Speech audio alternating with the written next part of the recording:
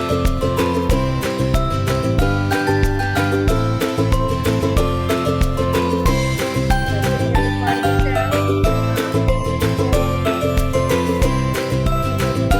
fur baby.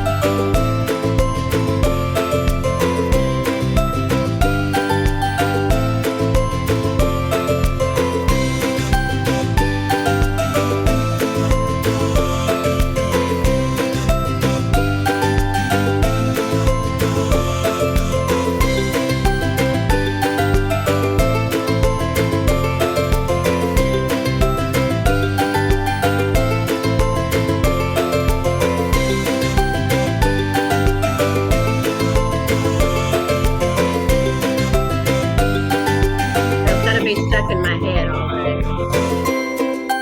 Sorry.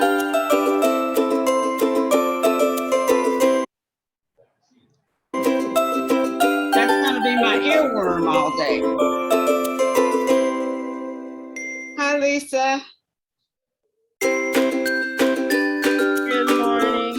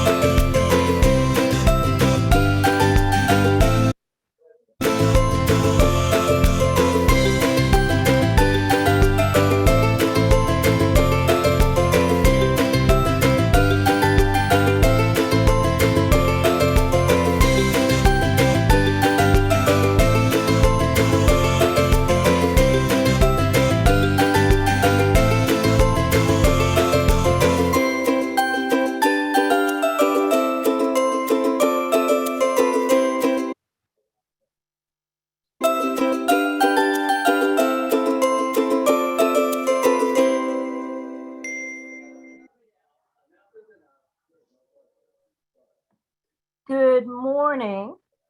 Welcome to our Lobby and Learn conference for today, 2 days before the General Assembly starts. My name is Karen Solheim, and I'm one of the GAE retired directors on the GAE Board of Directors. And I think I'm playing MC this morning. So glad you're here. And we're going to go ahead and get started with our day. And we have some goals for this Lobby and Learn conference. And we're going to review the basics of the Georgia General Assembly, hopefully understand the value of lobbying, learn how to interact with decision makers, be aware of legislative issues, the past, the present, and the future that impact educators. And hopefully by the end of today at noonish, you're going to feel empowered to act on legislative issues. So just in terms of logistics, this Zoom meeting is being recorded, and in a couple days, those who are participants here this morning will get a link to the video in case there's something that you missed. And also, when I stop sharing the screen, I'll put a link to the agenda for today in the chat. And this agenda lists all our participants along with their email contact.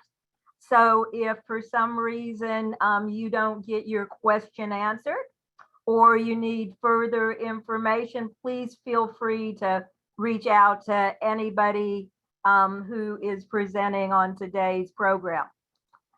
Bio breaks, you're on your own. We don't have a break built in, so I'm sure you have been on enough Zoom meetings that you just do what you have to do when you have to do it. And I have my herbal tea set over here too, so hopefully I'll be able to take some sips of that. So please make yourself comfortable throughout the morning. And again, you will receive a copy of this Zoom recording in case there is something you want to share with members or share with other people. And in terms of questions as we go along, if you will put questions in the chat, or I think each presenter will share how he, she, they would like to handle questions as we go along. So, hello, welcome. And we have some people with us this morning who I have asked to bring us greetings. And the first person is Tony Smith, who is president of the GAE Retired Organization. So Tony. Good morning, everyone, and welcome. And thank you so much for joining us this morning for this very important work. This is a learning opportunity that I'm glad you took advantage of. This conference is the brainchild of Karen Solheim, our GAE retired director and former president of GAE Retired. You're going to learn a lot today, but you'll probably leave with even more questions. So I will make sure that I put my contact information in the chat now and at the end of our time together, so that if you want to contact me, you can. I'm sure that Karen will probably do the same. And I know that our GAE president, Lisa Morgan, is going to share her contact information with you. We have a lot to do today, so I am going to take this opportunity now to introduce you to someone that I call a friend and a great leader, our GAE president, Lisa Morgan. Thank you, Tony. And I again want to echo thank you to everyone who is attending this morning. We are days away, literally, from the opening of the GAE General Assembly 2022 legislative session. And so I thank you for being here this morning, being involved. so that when we get to the Capitol, we know that we have our members ready and willing back home to speak to your representatives. And that's really important. I know when I'm at the Capitol and I'm speaking, GAE president, yes, they hear, but when I say I'm a kindergarten teacher, their ears kind of, you can see they kind of perk up. They're really listening now. And that's why it's so important that our members be involved in this. So again, thank you for being here this morning. I know you're going to have a great session, and I will put my contact information in the chat. If you do need to contact me, please do. Thank you, Tony and Lisa. And also bringing greetings this morning is someone I enjoy just hearing anytime he speaks. So we have our Executive Director, Dr. Craig Carter. Craig? Thank you, Karen. I hope it's by what I say and not necessarily this twang I got, but I want to say Happy New Year to you all. All of our retired members, we appreciate you all so much. I bring some exciting news to you this morning.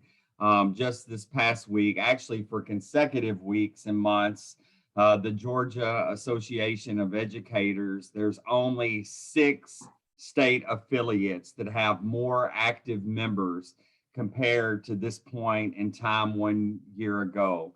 And the Georgia Association of Educators fall within that top 6. So congratulations to you all.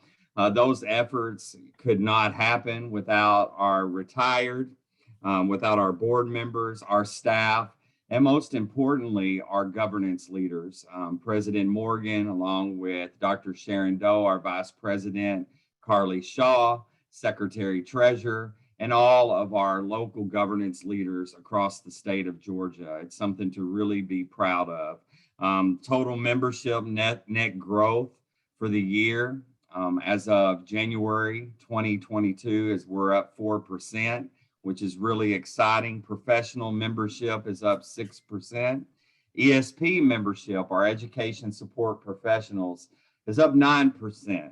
Our aspiring educators are up 70 new members in our undergraduate programs under a new UniServe director, Skylar Nunley. We're proud of that. And our retired group, most importantly, our activists on here, you all are up 34 new members of this past week compared to last year. Congratulations. Really excited about that. So keep those efforts up. And I would like to say, like Lisa, echoing when I'm out and about, not only over staff, but when we're talking with folks in our school systems across the state. I'm a proud National Board Certified teacher, a former 4th grade educator.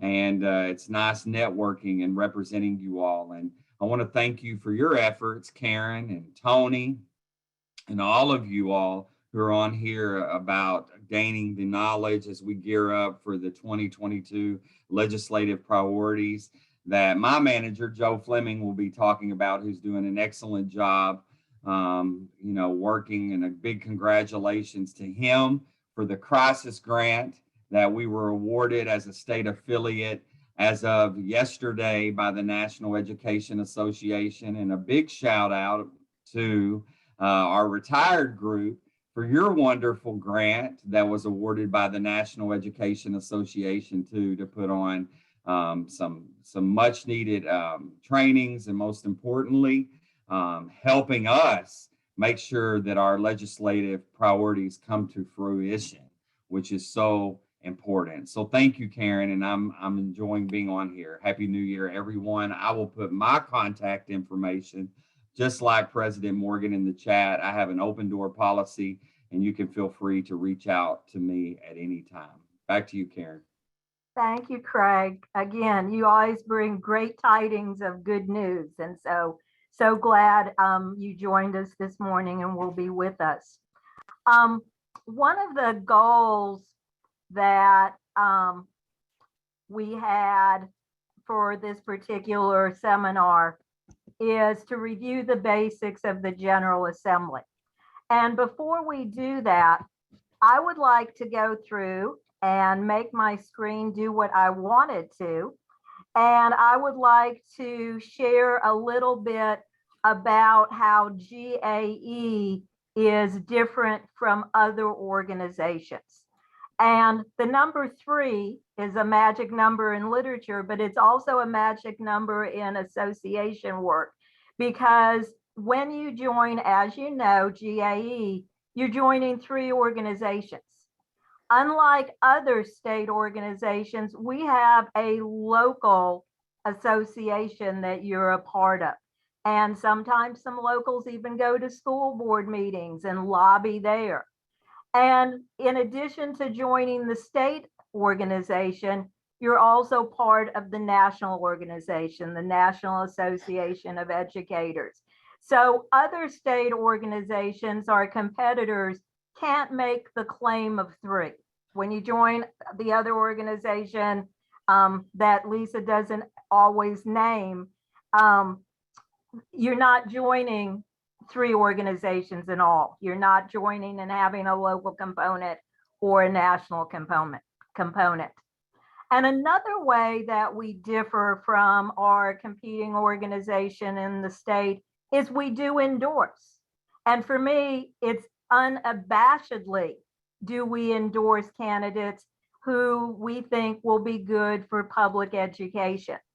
In the last gubernatorial race 4 years ago, this is from our No magazine, and you can see that we made a number of endorsements on the state level for candidates that we felt would be good for public education. And we, in the last gubernatorial race, based on issues, we went through and put out there and endorsed Stacey Abrams when she was running against Brian Kemp. And as Lisa is fond of saying, it's not about the R. You want to continue, Ms. Morgan? It's not about the R. It's not about the D. It's about the E, education in the middle. So a lot of times people have the misconception that GAE is a Democrat organization as opposed to a Republican organization. And that's not a true statement. When we go through and we endorse candidates, we go through a process with our PAC, our Political Action Committee. And on the state level, that's called the GAE Fund for Public Education. And in order for a candidate to receive an endorsement on the statewide level, that candidate, all candidates are invited to fill out a questionnaire. And if the candidate no fills out the questionnaire, then the candidate can't participate in the second step, which is going through the interview process with the Political Action Committee, the FPE. So a lot of times members will come to us and say, well, why didn't you endorse so-and-so? Why didn't you endorse? Well, if that person chooses, that candidate chooses not to participate in the process, by and large, we don't make an endorsement. And then the FPE recommends to the GAE Board of Directors individuals that they think are worthy of the GAE and endorsement. And finally, we decide whether or not money will be given to a candidate's campaign.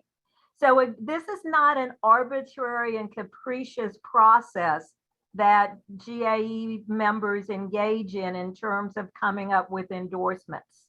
And I'm saying the word members, because another way that I think is important that we know how GAE differs from the other state organizations is we are member driven. So if you want to be a part of the FPE, the PAC committee, when you see the nomination form in the No magazine, you can sign up to actually be part of the Fund for Public Education. So it's not that Craig Carter, Lisa Morgan, Sharon Doe, and Carly Shaw our executive officers make these recommendations. These are made through members. And the same thing when the recommendations come to the GAE Board of Directors, you too can sign up to put your name in. Self-nominations are encouraged. So you can go through and become part of being part of this member-driven association. Same thing happens on the national level. We do endorse nationally because we are part of NEA. Their political action committee has another word in it. It is the Fund for Children and Public Education. And in the last election cycle, going through the process of the candidate questionnaire, the interview, etc., NEA did endorse our current US President, Joe Biden. And even in terms of our legislative priorities for GAE, these are member-driven legislative priorities. You can see here that our 2022 legislative priorities were adopted by the delegates to the last representative assembly in April of last year. And delegates to the representative assembly are members. You too can run to be a delegate to the next representative assembly held the end of April. So our legislative priorities, they are one page, but I have them not showing up as two here. Let me do one more. Nope. It's actually 5 different areas of legislative priorities. These are what drive what we actually try and ask for when the General Assembly is in session. And Lisa, do you want to talk about the legislative contact team? Yes, always. Thank you, Karen. And I just looking through the participant list of the people that are here this morning. Some of you are already on our list for the legislative contact team. And those of you who are not, unless you send me an email and say, no, Lisa, no, I'm not going to do that. We're going to add you today. And the reason we're going to add you is we want to have a GAE member in every legislator's district who is involved, and that we are communicating with you from GAE, and then you are communicating with that legislator. I said their eyes light up when I say I'm a kindergarten teacher. Their eyes light up when you say I'm a middle school science teacher who lives in your district, because now you're an educator and you're a voter in their district, and they will listen a little bit more. So we want to have an educator, a member of GAE in every representative's district who is going to contact them, call them, email them, see them at the church picnic, if that's what's happening in your area, and that you're their person. When they see you, they think that GAE, and we're going to provide you all the information you need about the bills so you can be an informed person. But what we really need is your story. If you've been an educator for more than a couple of years, you know, like I do, that many, many times legislation is passed with the very best of intentions.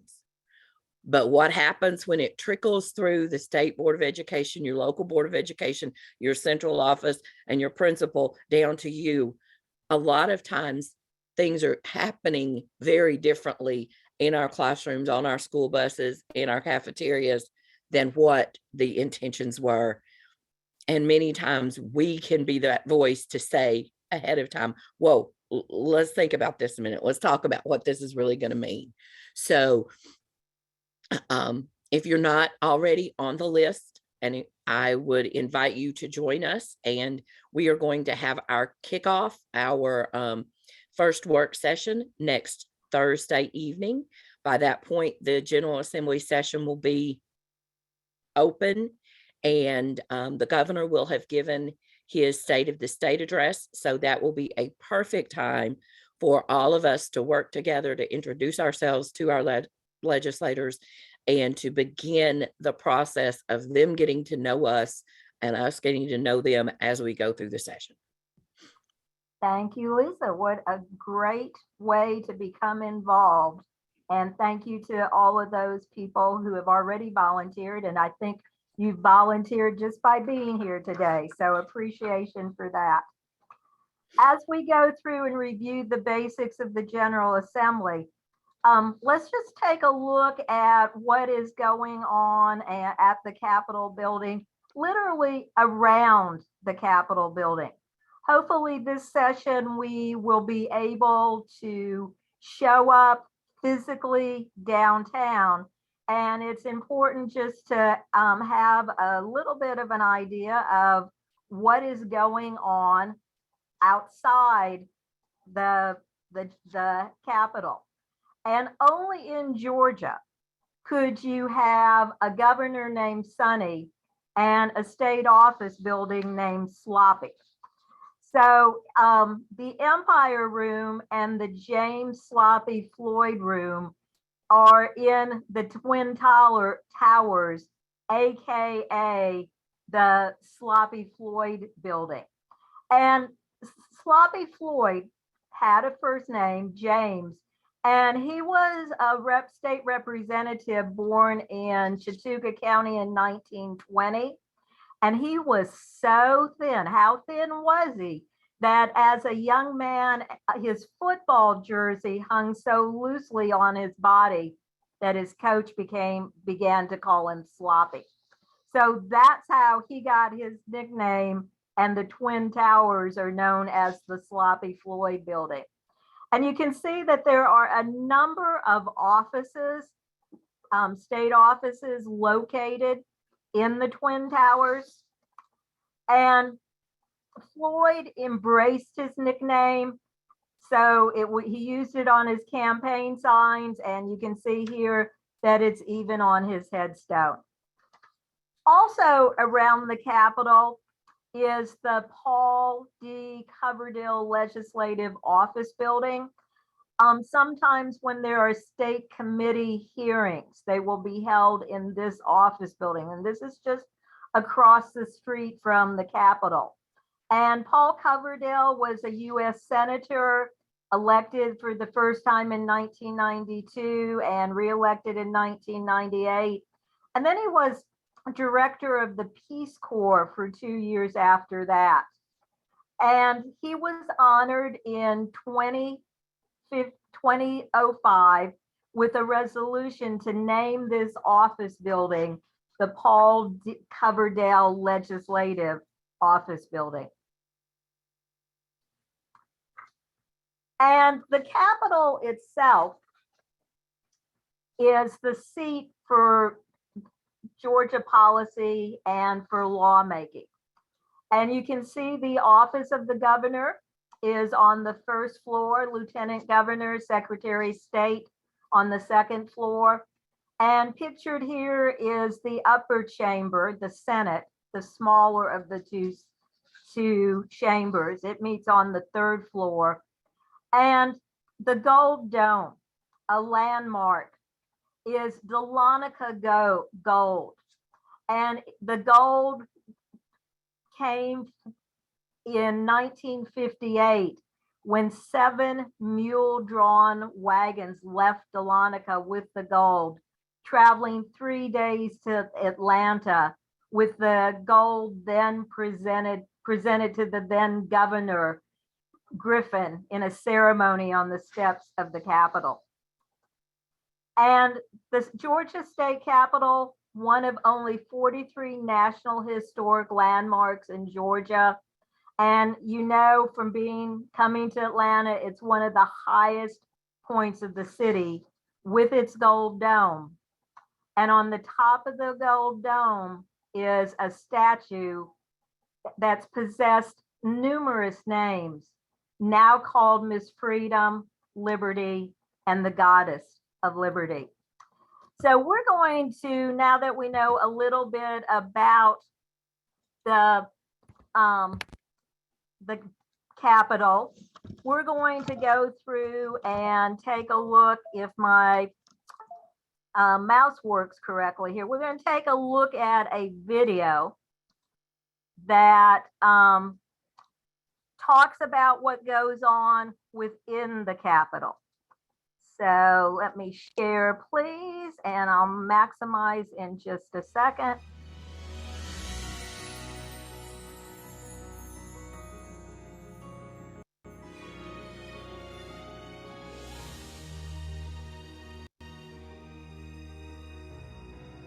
This is about a 5-minute video.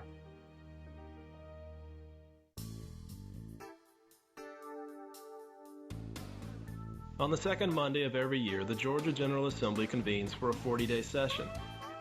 The General Assembly is our state's legislative body. Located in the capital of Atlanta, it's where state laws are written, debated, and amended. The legislature consists of two chambers, the Senate and the House of Representatives. Much of the work in the General Assembly concerns bills. A bill is a draft of a proposed law. It's presented to a legislative body for approval. There are two types of bills, general and local. A general bill applies statewide. A local bill concerns a law at the city or county level. All bills are written to amend the official code of Georgia annotated. This is a compendium of laws for Georgia. In order for a bill to become a law, it has to pass through many stages. First, it's filed with the clerk of the House or the Secretary of the Senate. In Georgia, only legislatures in the House and Senate can introduce bills. However, any bill to raise or spend money must originate in the House. The presiding officers of each chamber take the next step. In the House, the presiding officer is called the Speaker of the House. The presiding officer of the Senate is the state lieutenant governor. After a bill is introduced, the Speaker or lieutenant governor assigns the bill to a standing committee. Standing committees are the heart of the legislative process. A standing committee is a small group of legislators that reviews and considers bills for approval.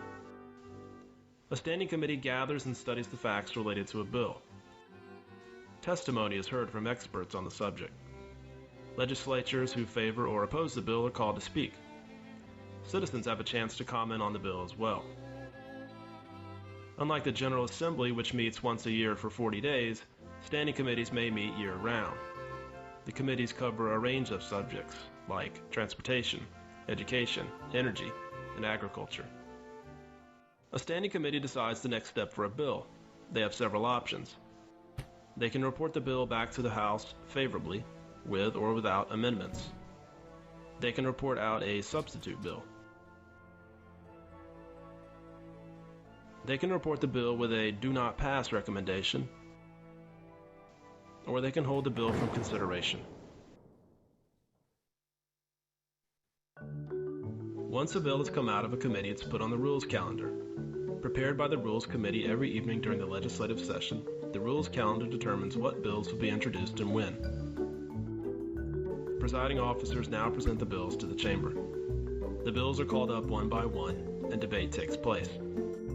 Legislative members may come forward to speak at the well, a podium at the head of the chamber, or legislators may ask questions from their desk. After debate, a vote is held. Legislators vote yea or nay through an electronic voting system. A majority of votes is required for passage of the bill. In the smaller 56-member Senate, that's 29 votes. The larger 180-member House requires 91 votes for a bill to pass. Identical bills must pass the House of Representatives and the Senate to become law.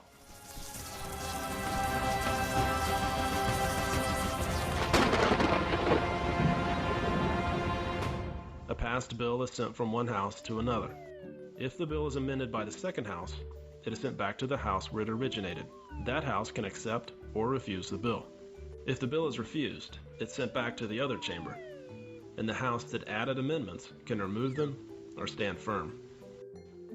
If the two houses cannot agree on the particulars of a bill, it moves to the conference committee. which consists of 3 members of each house. The conference committee tries to forge a compromise acceptable to both houses, and then writes a report, which is presented to the Senate and the House of Representatives. The last stage of the legislative process involves the executive branch of state government, the governor's office. In general, the governor receives most bills at the end of the legislative session, at which time the governor has 40 days to act on the bill. The governor has 3 options: sign the bill into law, veto the bill, or do nothing. If the bill is vetoed, it is sent back to the House where it was introduced. The bill may or may not then overcome the veto. 2/3 of both houses must vote for the bill to override the veto. If the governor does nothing with the bill, it becomes law after the 40-day period has expired.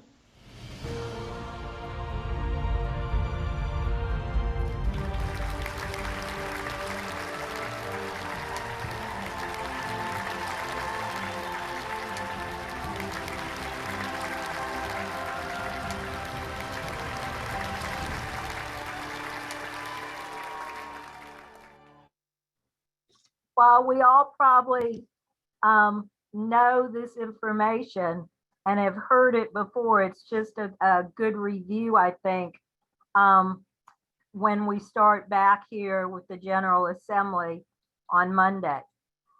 So when we do start back with the General Assembly on Monday, we are going to go through and hopefully be all part of the legislative contact team.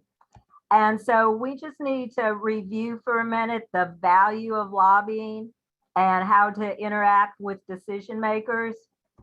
And whose job is lobbying?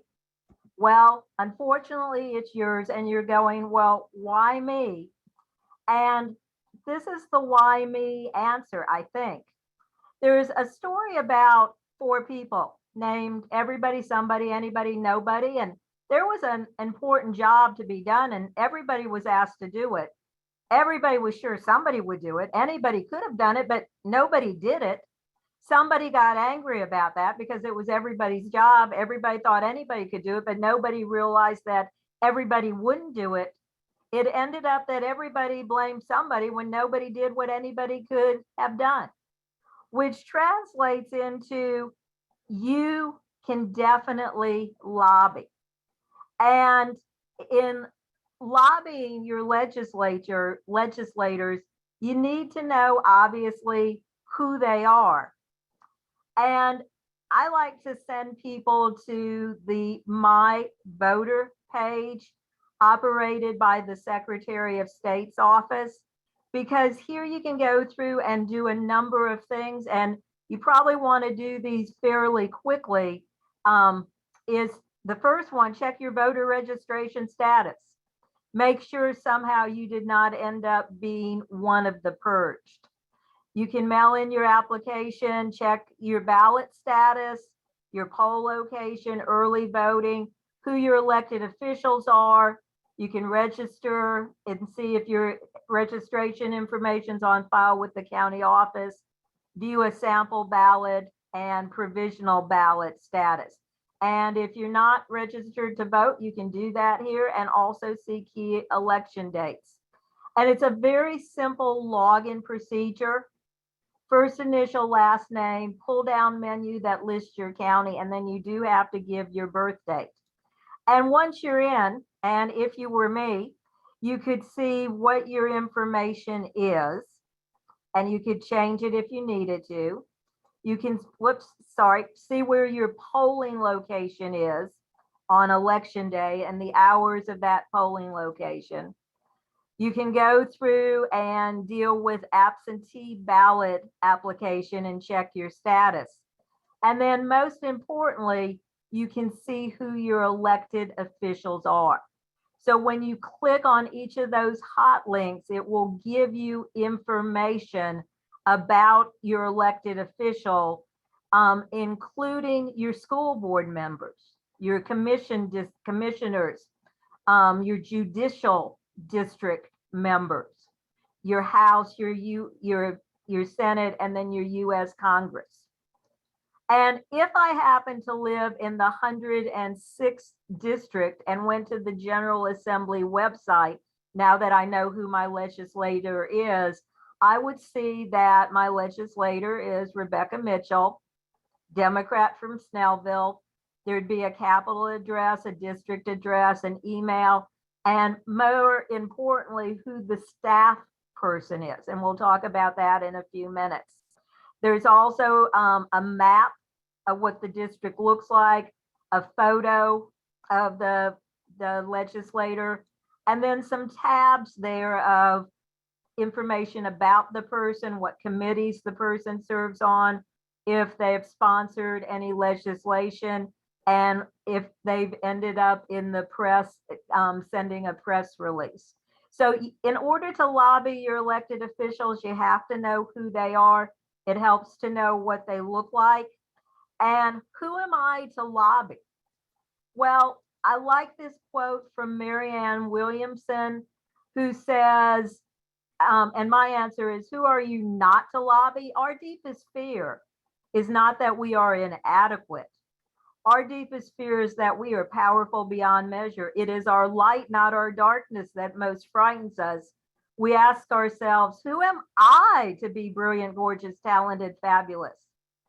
Actually, who are you not to be? So I deem all of us right now, not only on the legislative contact team, but we are citizen lobbyists because we have the power. And we're going to review briefly some lobbying do's and don'ts. And I call these the 5 C's of lobbying because most of the time I can remember 5 things. And if they start with the letter C, that's helpful.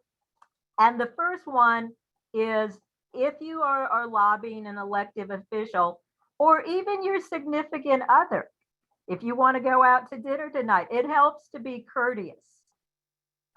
We're in the South and being polite goes a long way.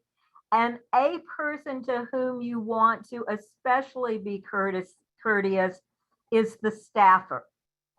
The staffer in the legislator's office is the gatekeeper most of the time to who gets in and who might not get the welcome mat extended. So being courteous to all, including the staffer, is the first place to start. You know, in working in a school system, you don't tick off the custodian, you don't tick off the school secretary. Same thing happens here. The second thing, Lisa mentioned telling your story. You are a constituent and you have a concern. And nobody really can argue with your concern. If you're a kindergarten teacher and you have 35 babies in your kindergarten class and you can't give them the attention that they need, who's going to say you're lying about that? So telling your story as a constituent to your elected official is invaluable. That's why, as a member-driven organization, we can be so impactful if we will go through and participate in lobbying our elected officials. Number 3, you have to be correct. You can't go through and make up facts and stats to tell your elected official. Now, do you have to know everything? Not at all. But if you don't know something, be forthcoming and say, I'm sorry, Senator, I really don't have that information at hand. May I email it to your office in the next day? And make sure you do follow up. So your word goes a long way and it needs to be correct. And you need to follow up if you say you're going to follow up. The next one is you need to be concise. Those of us who have been to the General Assembly pre-COVID and we have literally worked the ropes, where you call out your legislator to speak with him, her, they, them, and they're stepping away from their primary duty of being in their chamber and listening to debate and voting. So if you have 120 seconds with that individual, sometimes that's a gracious plenty. So in going through and arguing, putting forth your position, you can't be talking about your family and, how are things, but you pretty much have to get to the point and value the legislator's time. And the last one, which is always hard for me, and it's hard for me even to remember to do, is the close. Senator, can I count on you to vote in favor of this piece of legislation? Senator, can I count on you to vote against? And you're going to ask for what they are going to do on a given piece of legislation, because if they're going to vote the way GAE is suggesting, then your work is done. And then you can move on to another elected official that perhaps needs some more persuading. And the other reason that you ask for the close is the same thing concerning time. There are certain elected officials that you could talk until you are blue in the face, and you're not going to sway them the 180 degrees. So cut bait, move on to someone who is on the fence and does need your lobbying efforts. And when you're talking to elected officials, 5 things to remember, just in fine tuning you're speaking with them. And the first one is to tell them thank you. Being an elected official, a lot of times is a thankless job. And so starting out, thank you, Representative Smith, for serving. Even if you don't agree with how they voted, it is showing that person a sign of respect that you are honoring that person for having put themselves in for public service. So that's step number 1, is tell them thank you. And then unless you are fast friends with your elected official, remind them who you are. You may have talked with them a year ago at a dinner, and they're not going to remember everybody with whom they've come into contact during that span of time since you've last gathered. So just be generous and courteous and polite. And, my name is Karen Solheim. And then whom do you represent? Add your credentials.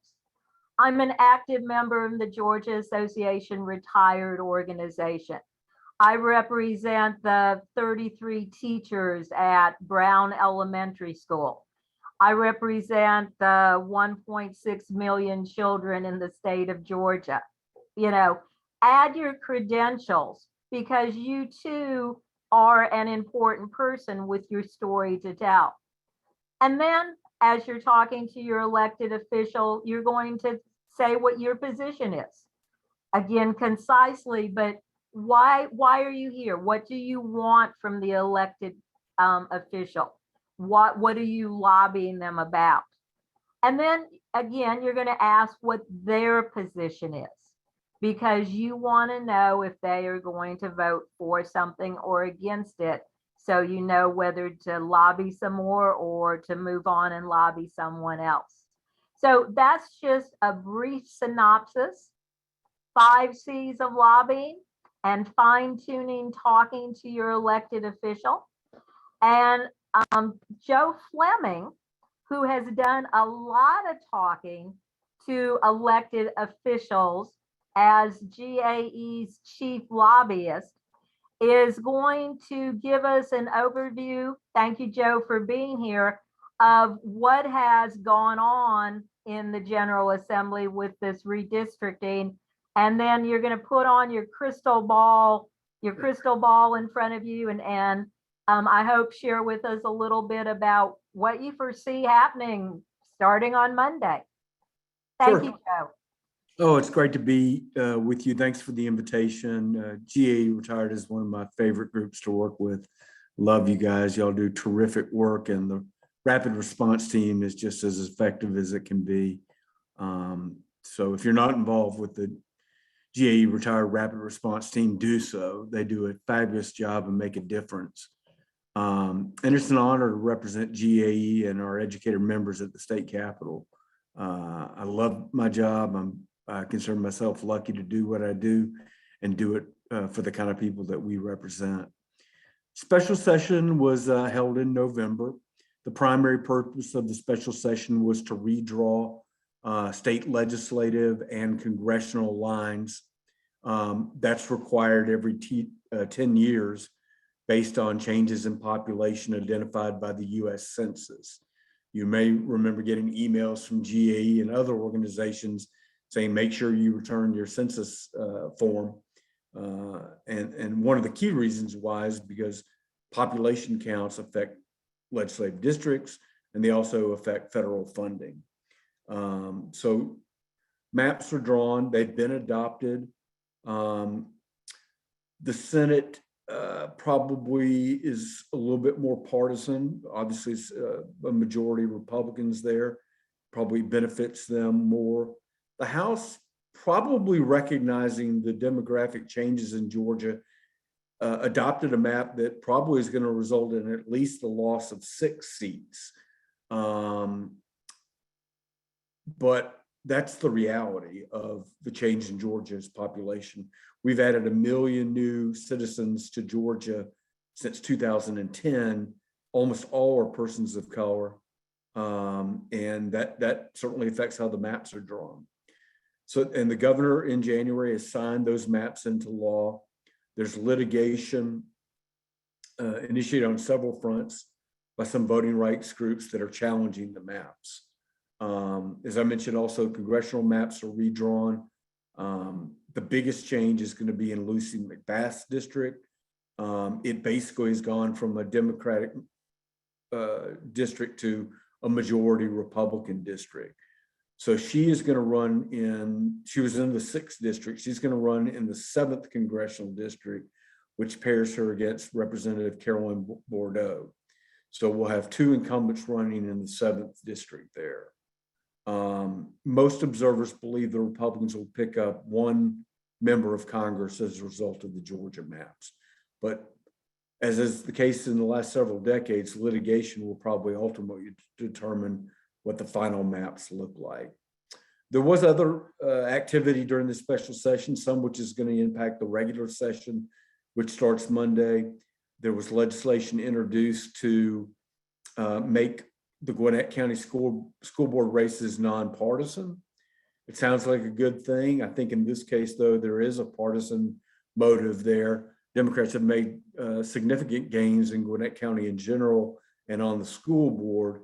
And this bill introduced by Republican Clint Dixon, I think is an attempt to kind of erase or cover up Democratic gains, particularly on the school board. So that remains to be, that will be dealt with and introduced as a new bill in this coming session. So we'll see a bill to change the Gwinnett County schools to nonpartisan races. It would be interesting to watch to see if there's any legislation introduced to require all state school boards to be nonpartisan in the future. I'm not thinking that would pass, but it might. I've talked to the School Board Association. They don't believe that would pass. So we'll see how that goes. Another issue that was discussed a lot during the special session was the creation of the city of Buckhead, the community in the city of Atlanta. There are proponents there that want to make Buckhead a new city. It is an issue and an importance to GAE because it currently leaves the students and parents and teachers and educators in the schools that are physically in that footprint of Buckhead in limbo as to what becomes of them. Currently, they're a part of the Atlanta school system. There's discussion that the school assets would be transferred to the Fulton County school system, but the bill that's been introduced is silent on education, on funding, and on the physical status of the employees there. My understanding is one other impact would be on salaries. I think the city of Atlanta pays higher salaries than Fulton County does. So, would that be a situation where an educator in a high school in Buckhead or middle school in Buckhead would de facto take a pay cut just because the creation of the city of Buckhead forced them into the Fulton County school system? There constitutionally in Georgia, there can be no new school districts created. So something's got to give there. So we'll be monitoring that pretty closely. A few details on the session that begins Monday. They will go into session Monday. The House goes in at 8:30. The Senate goes in at 10 o'clock. They will almost immediately adjourn. If you have any doubt about the power of college football in Georgia, you're probably aware that the national championship game is that night. Apparently, there are a number of legislators who are going to that game, which is in Indianapolis. So they hope to convene. I'm not even sure most members will be there, probably not. But they will open and adjourn quickly. They will not be in session on Tuesday, hangover day, I guess. And they will return Wednesday for day 2, although the House is not going in Wednesday until 11 a.m. So they have plenty of time to recover from a win or a loss in the game. Thursday and Friday, it's uncertain whether they'll meet.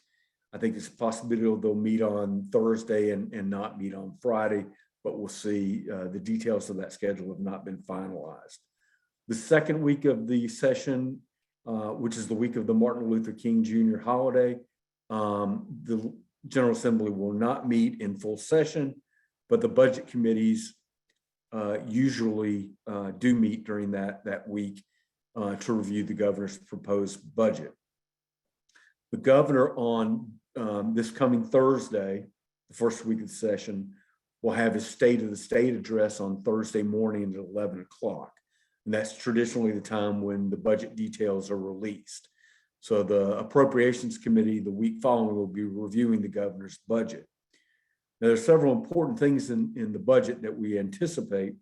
One is the completion of Governor Kemp's $2,000, well, total $5,000 raise for teachers, but $3,000 was adopted and $2,000 more. These are changes to the state salary schedule. The governor's all but confirmed that's in his budget. The other thing in the budget that's going to be key is the full funding of QBE, which has only been done twice in the last 20 years, once under Kemp. I believe that the budget bill that he produces will fully fund QBE again, and I'm hopeful that it will restore all the cuts that were made during the sessions during which COVID was in play. And you may remember in 2020, in the early parts of COVID, there was an impact on tax revenues and the budget as well. So plans for the pay raise that year and for full funding of QBE were shelved. So I'm hopeful the governor's budget fully funds QBE and restores the budget cuts that have been made, which are about $500 million at this point. To let you know, also in the first week, there are 2 committee hearings that are scheduled, both on Wednesday at 2 p.m. The Senate Education Committee will meet.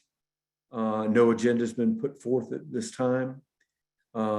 They could deal with, for example, Senate Bill 3, which raises the compulsory age of education to 17 from 16 years of age. There was a study committee over the summer and this fall looking at that issue. The study committee recommended an increase to 17, but attached so many caveats to it that it really is neutered in a lot of ways. But that could be on the agenda. It's possible that the committee meeting could be canceled as well at this point, but there's no agenda for that. The Senate Retirement Committee is also scheduled to meet Wednesday at 2 p.m. I have no details on what an agenda for that meeting might look like. And again, that could be disrupted by football or the fallouts of football. So I completed this morning, and hopefully you'll have it early this afternoon, a legislative update, which is essentially an inventory of everything that may come up this session. And it is 14 pages long. This is going to be a weird and wacky session. The Republican playbook on social issues is already revealing itself in legislation that has been pre-filed. And I'll start with some of those issues. There are, for example, 3 bills that affect transgendered athletes, transgender girls who wish to compete in, quote, girls sports.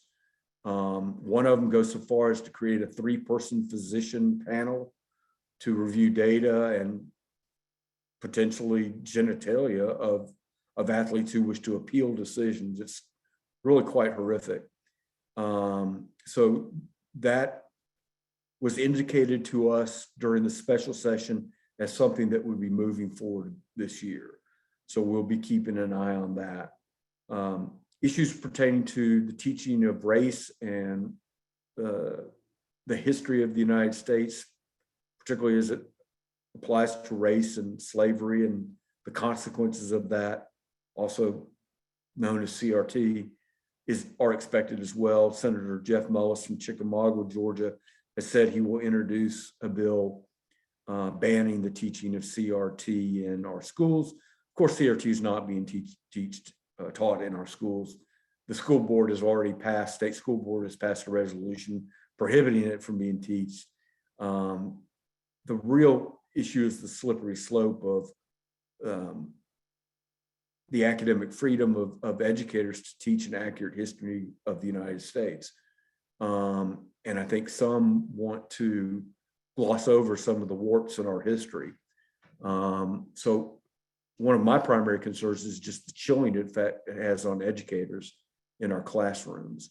To give you an example of the kind of venom that's behind some of this, the Senate Majority Leader Butch Miller from Gainesville, Georgia, who's running for lieutenant governor, has just pre-filed a bill that would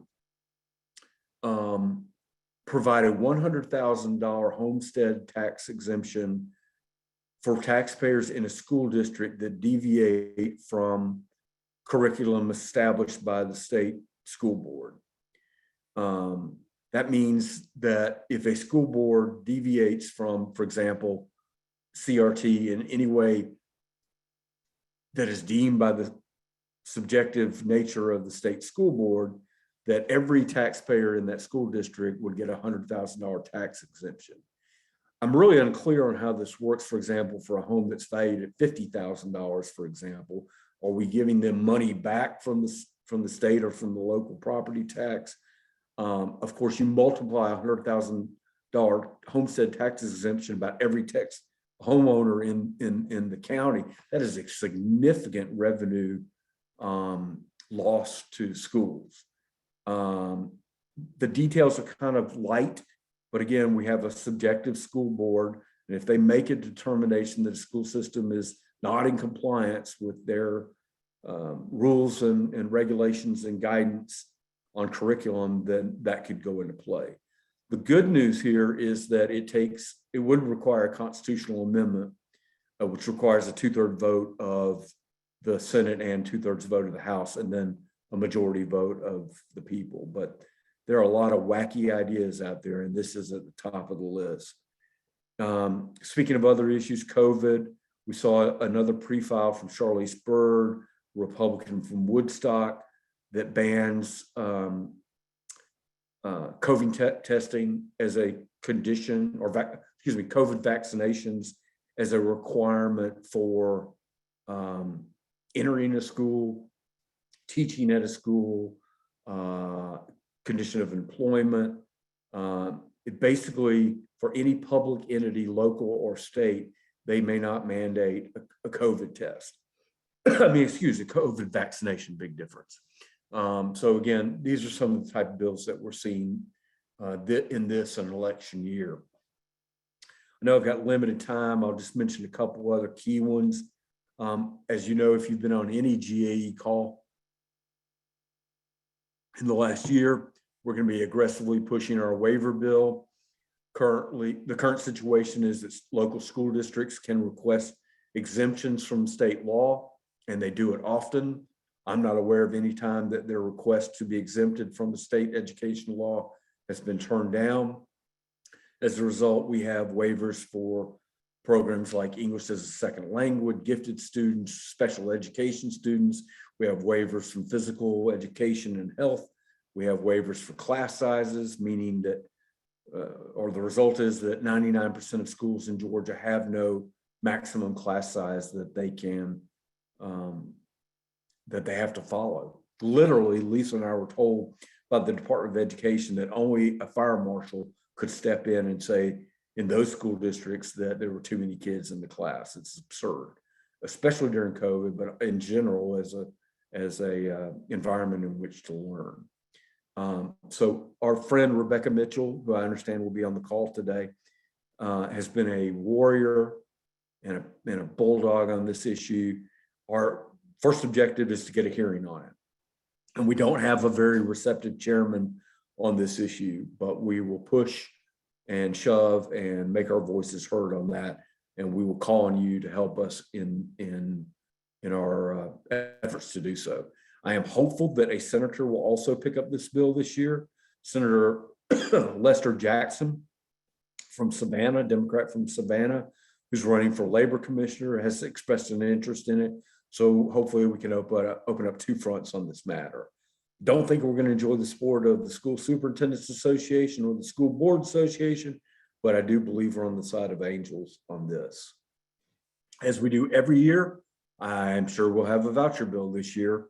In fact, one carries over from last session, West Cantrell's HB 60, which we defeated with our army of letter writers and emailers and people phone calling legislators. In fact, at one point we were called the most effective lobbying organization at the Capitol. We really put the screws to legislators on HB 60. It did, however, pass the House Education Committee, but they never had the votes. And even though the Rules Committee was prepared and did in fact send it to the floor of the House for a full vote, they pulled it back every time because they did not have the votes on it. So that bill is back. Wes Cantrell from Woodstock, a Republican, is the author of that. And we'll be on guard for that. I wouldn't be surprised in this time of COVID that the advocates of vouchers use that as another excuse to introduce another voucher bill. Ultimately, their objective is universal vouchers, which I think they have in Arizona and are gunning for in other states as well. So unfortunately, vouchers will be back, but we'll be ready. There is another voucher bill that would raise. So if you're not aware, if you send your kids to private school, you're eligible for a tax credit on the tuition, on your income tax. There's a bill to expand that from a cap statewide of 100 million to 150 million, essentially codifying the fact that state policy is we prefer private schools over public education. We'll be aggressive in fighting that too. Back to social issues real quickly. The number 2 in the House of Representatives, Representative Jan Jones has announced that she will be introducing some form of what I call book banning legislation. It appears she may be more interested in internet content accessed in schools. But there is another book banning bill that did pass the Senate last year, SB 226, which would adopt new procedures for books and material that parents or community members object to. So those are some of the, again, kind of cultural bills that we're seeing this session. City of Buckhead is something we're going to be following. I mentioned that earlier with regards to the special session. There's a bill lined up for this session as well. I talked also about the nonpartisan school board races. There are 2 retirement bills that are likely to be considered this year. One is SB 267, which has 32 sponsors in the Senate, which is comprised of 56 members. it would allow a TRS member to change their beneficiary for reasons other than divorce or death. TRS is very concerned about the actuarial costs of this. And as a result, so are we. I know Buster Evans and Debbie Simons have been working with the sponsor to try to address the real issue that's at hand. The bill is not drafted in a way that I think tries to address the senator's concern, but we'll be watching that and working with TRS to make changes to that bill. The other bill is HB 385, which allows retired educators to return to the classroom full-time while drawing their benefits and full salary. The school system would pay the employer and employee parts of the TRS, of parts of TRS. No new credit, retirement credit will be earned, but it is billed as a bill to address teacher shortages and to encourage retired teachers to return to work with no penalty. You have to be retired 1 year before you can be eligible for that. That's kind of a summary. There's more, but that touches on some of the major issues that we anticipate. Of course, we have no idea what else may be brewing out there, but in this kind of climate and an election year, I think it's going to be a weird and wacky year, as I said to begin with. So if there's time, I'm happy to answer any questions. You'll be getting this information, I believe, today. So be prepared. It's going to be a wild and wacky time, and we will call on you to help. So I heard wild, weird, and wacky. I'm looking for the T-shirt to be printed here soon. My son's favorite book was Wacky Wednesday, so I was thinking of that. I should mention, by the way, that the governor and the Department of Public Health just announced a new rule that eliminates contact tracing, contact tracing in schools, and also appears to loosen some of the quarantine rules. If you have COVID but are asymptomatic, you're supposed to go to work. It's almost treating educators like essential workers now. So that's dangerous and certainly the wrong time. I just read the Atlanta paper before we got on this call, and today or yesterday set a new record for COVID cases all time. So we're not getting support from the governor's office on the fight against COVID in our schools. Joe, do you see that the hearings still will have a virtual component to them so people can watch from and not have to go to Atlanta because of COVID? Yeah, so both chambers are broadcast live streaming on the legislative website. All committee hearings in the House are broadcast. Most of the Senate hearings are broadcast as well. But we're delighted to have Grace Akan back with us this year. We may be in a position to bring someone else on to help during the legislative session and during the election season. And of course, Lisa will be there, and we will be covering all those critical hearings and publishing daily reports on what's going on down there. Great. I do see two questions. We'll take these two before moving on. Judy, I think you were first.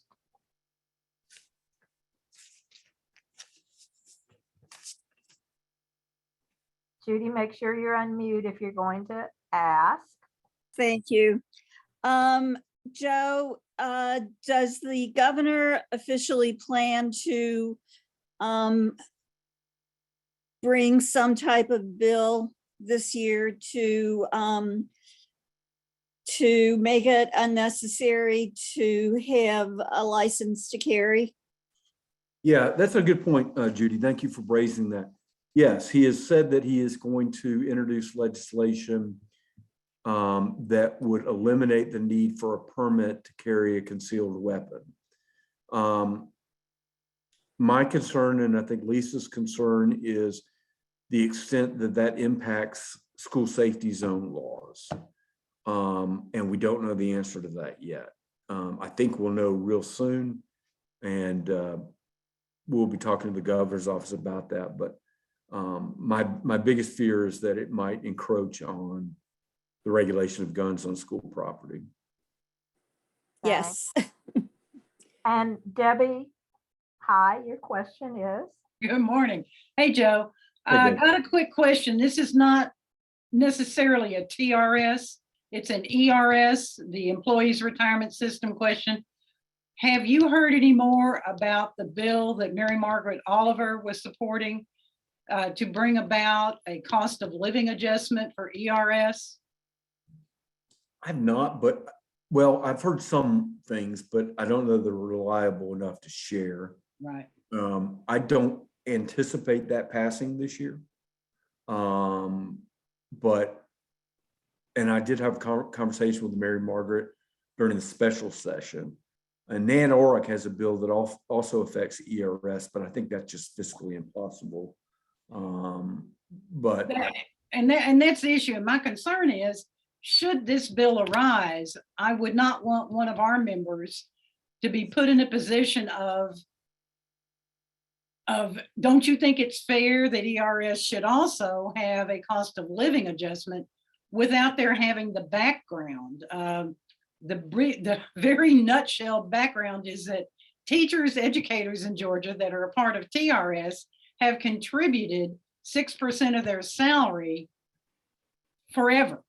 And the ERS members have only contributed 1.2% towards that.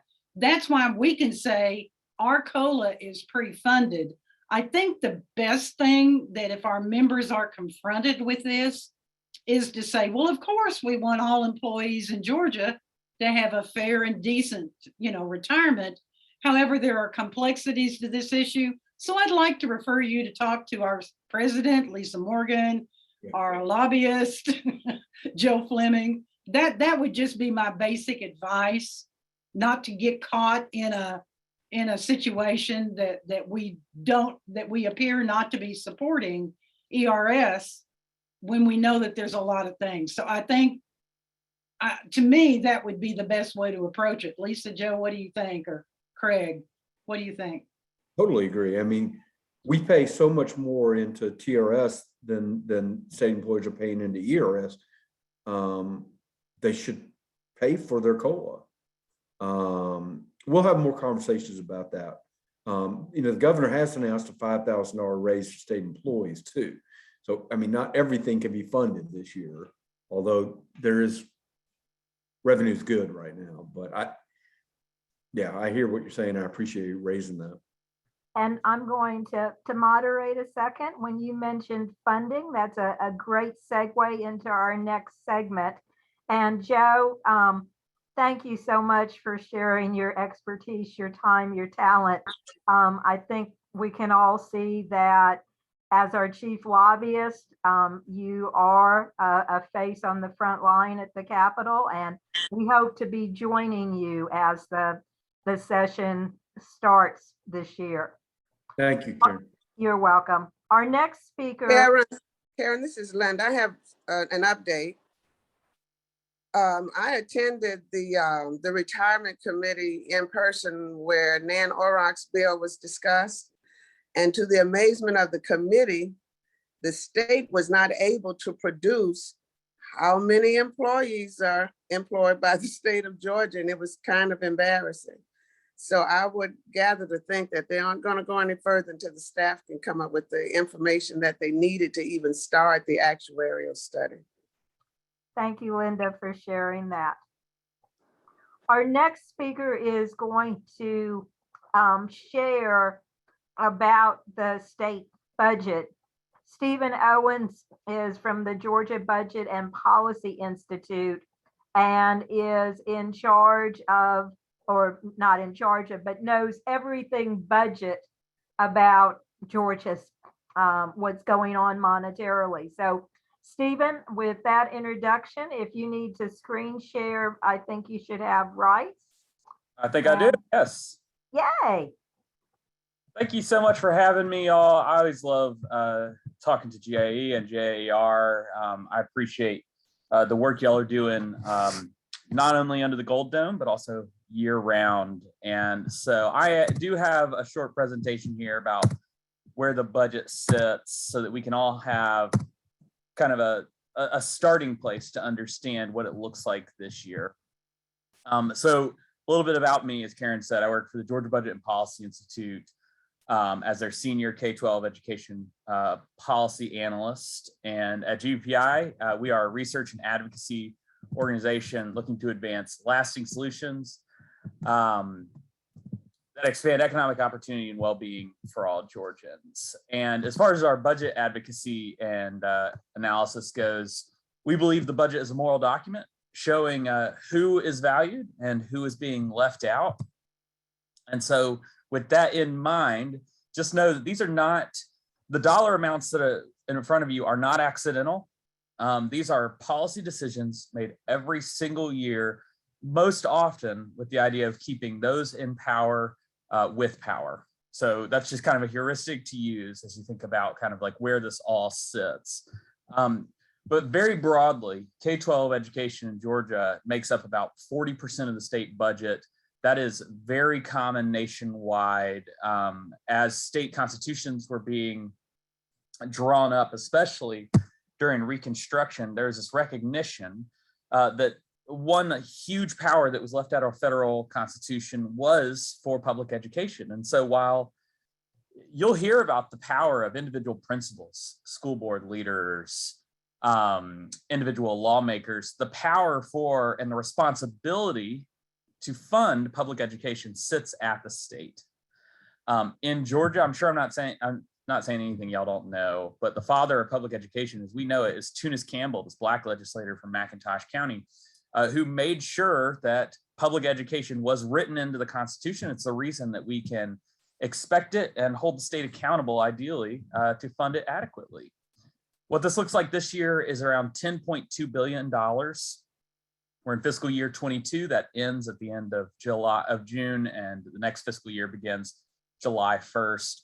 That $10.2 billion does include about a $400 million cut from public education. That's very common in Georgia, sadly, that we continue to balance budgets on the backs of our children. And you can see what that looks like in my next chart. What that puts is us around 35th in the nation in per student funding, even when you adjust for regional costs. So middle of the road, a little bit bottom of the pack as far as nationwide. What that doesn't include, though, is about $6 billion in federal money from the CARES CRSSA Act and ARP funding that I'll talk just briefly about. So that $383 million cut, as Joe mentioned, that is something that we do in Georgia a lot. We have only met the minimum requirement to fund schools as based by Georgia law twice in the last 20 years. So if we are able to fully fund schools this year, this is what they're talking about. They're talking about getting rid of this specific cut. I would say that is a far cry from a quality education being offered to every single child in the state. This is just the state not falling behind on its bills for a single year. This is $10 billion cut over the last 20 years since fiscal year 2003. So if you saw how much that the state spends on education this year, that means that we've essentially cut a full school year from our kids in budgets over the last 20 years. Only twice have we even met the minimum requirement. And so while I think some lawmakers after this are going to want us to kind of lavish with praise, and it is good that we will be out of this situation if lawmakers do choose to end these persistent cuts. This just means that we are now passing the class. This is far from getting an A if we are able to get rid of these dedicated austerity cuts is what they used to be called. Now I think they're temporary formula reductions. I think the real problem is that we continue to operate in Georgia as if there's no other money to be made and we just have to do with what we've got. When Georgia is a very rich state that pretends like it's poor, and kids end up holding the bill a lot of time.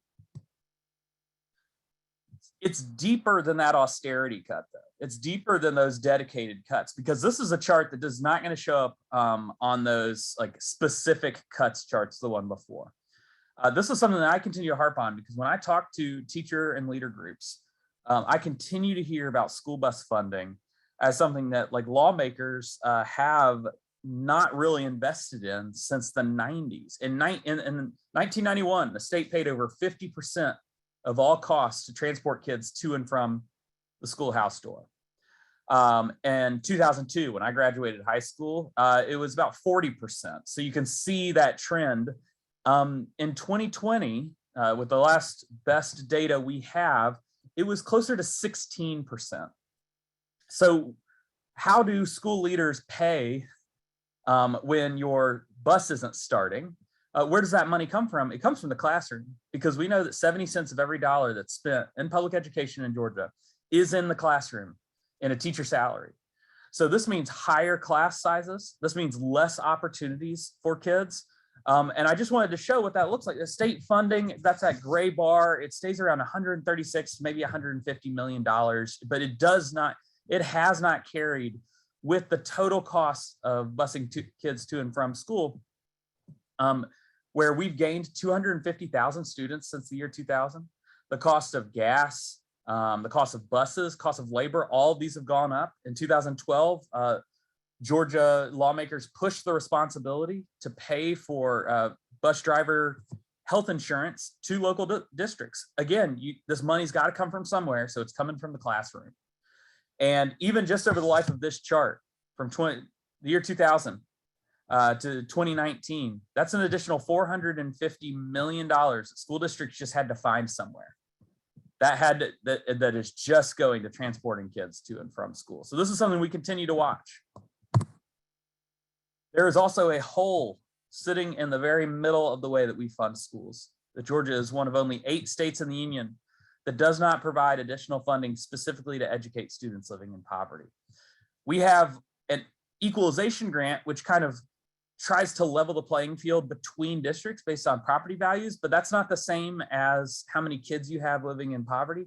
And that really is just to make sure that the state doesn't get sued, because if we allow Jeff Davis County, with like very little money per student in local property taxes, to have, millions less than Forsyth County, which will have a lot more in property tax per student, then we are opening ourselves up to a lawsuit. So equalization grant, if you ever hear people say like, oh no, we give money to poor schools, it's equalization grant. No, that just makes sure we're not sued.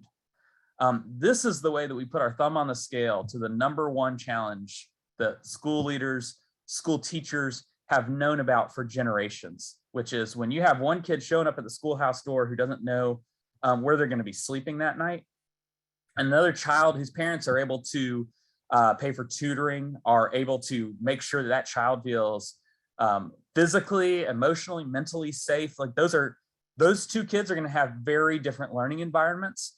And this is why Governor Deal's Education Reform Commission, this is one of their first recommendations, is that we need to have a weight in the funding formula specifically to educate students living in poverty. And now we have a bill, House Bill 10, with Democratic signers. So you can see it's a bipartisan issue. That House Bill 10 would be our first real attempt to revolutionize, to make fixes to the way we fund schools so that every child has what they need to succeed.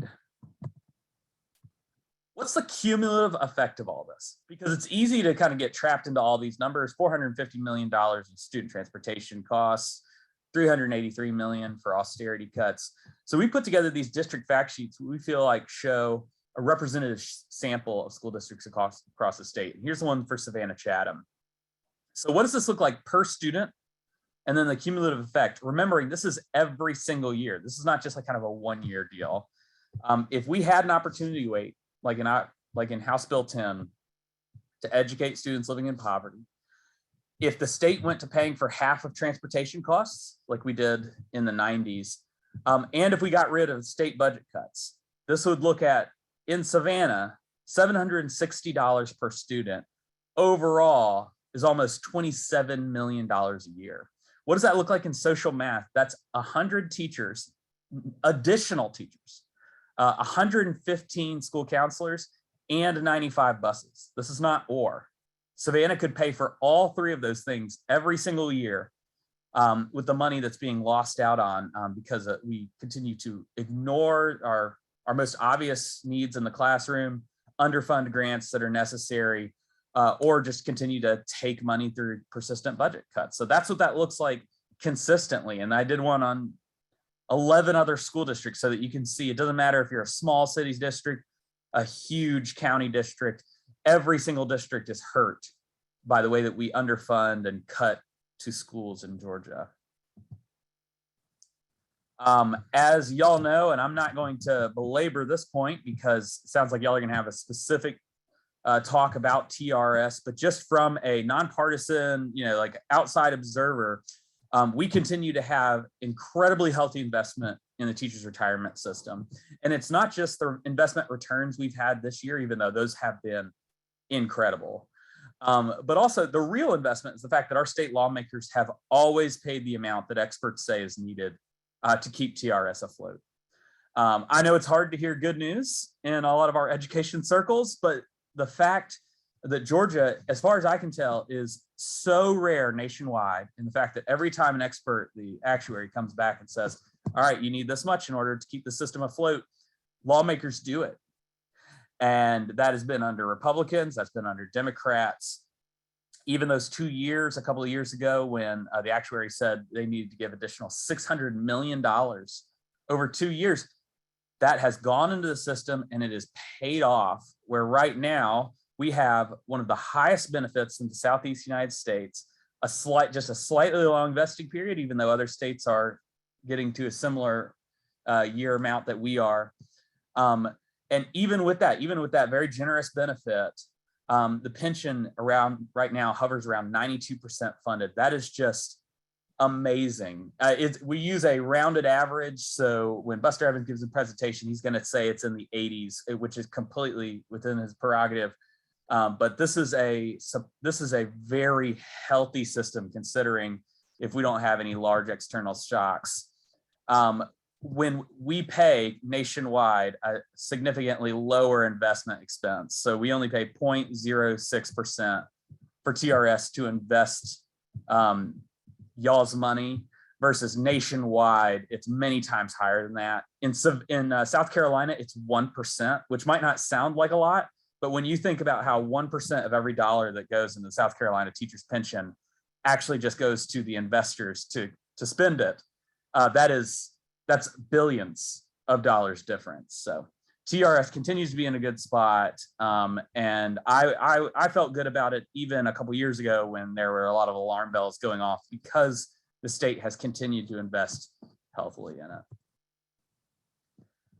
As Joe mentioned about vouchers, there is a hole in the bathtub. We continue in Georgia to try and fund 2 different education systems. And you can see the one that gets priority, because since 2008, we have these 2 vouchers. Since 2008, Georgia has cut $8.2 billion from public schools, while at the same time funneling $1.1 billion to private schools.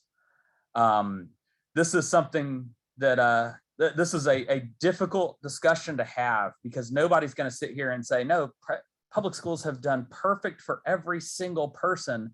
But at GVPI, we believe that the way to cure the sins of what's happening if something terrible is happening with your child in schools is not to fund a separate education system that might kick you out of school if you're gay, or not follow the IEP that your child deserves under federal law.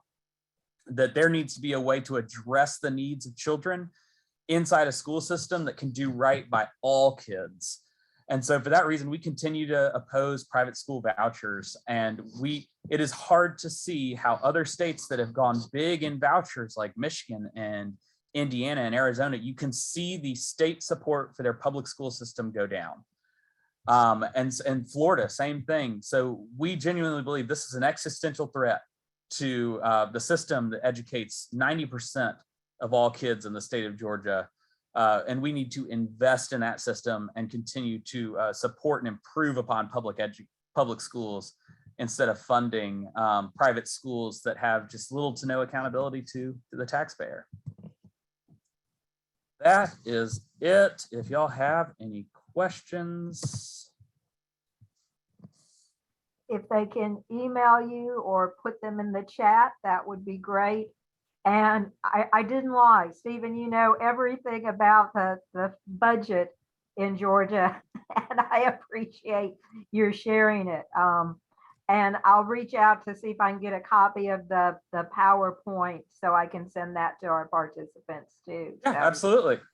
And thank you for being with us this morning. I'm very appreciative, and numbers, and statistics. So thank you. Absolutely. Next, on specific state issues we're talking about, President Morgan is going to share a little bit more in detail about the waivers that are part of our life. So Lisa? And you're muted, friend. Of course, I had to be. Thank you. I'm not doing this alone. Representative Rebecca Mitchell, she is with us. Oh yeah, sorry, I'm labeled as Grace. I didn't even notice that. That's fine. So I'm going to let you talk about your bill, if you want to go ahead and talk about that, and then I can kind of give us some history and how we got to the mess. Sure. So I have a bill that is specifically aimed at both strategic waiver and charter exemptions. So because we know that charter got these permissions blanket and strategic waiver had to apply, it's actually written in the code 2 different ways. So that it's parallel with the design of re-implementing the constraints of Title 20 in both charter and waiver districts. And this is a group, this is the retired educators. So most of you have probably actually lived through this transition that got us to where we are. And depending upon how long you were in the Georgia school system, you know that initially we started where all of our schools were Title 20. And then initially we had that IE2 program, which was from I think 2008 to 2015. If my memory is serving me well. And in that program, the goal of waivers was, of course, the stated goal was efficiency. With the transition to the strategic waiver and charter parallel structure, the goal was transitioned to academic achievement. However, the mechanisms were not changed, which makes it hard to actually see that the goal is not still just this economic goal of reducing the inputs that are needed for our school systems. There are metrics currently for those waivers, but I don't know if I can share my screen. Let me find this graph. I don't know how aware folks are of which districts have which. Can I share? Is this a share screen? Oh no, there's no ability to share. I'll fix it. Okay.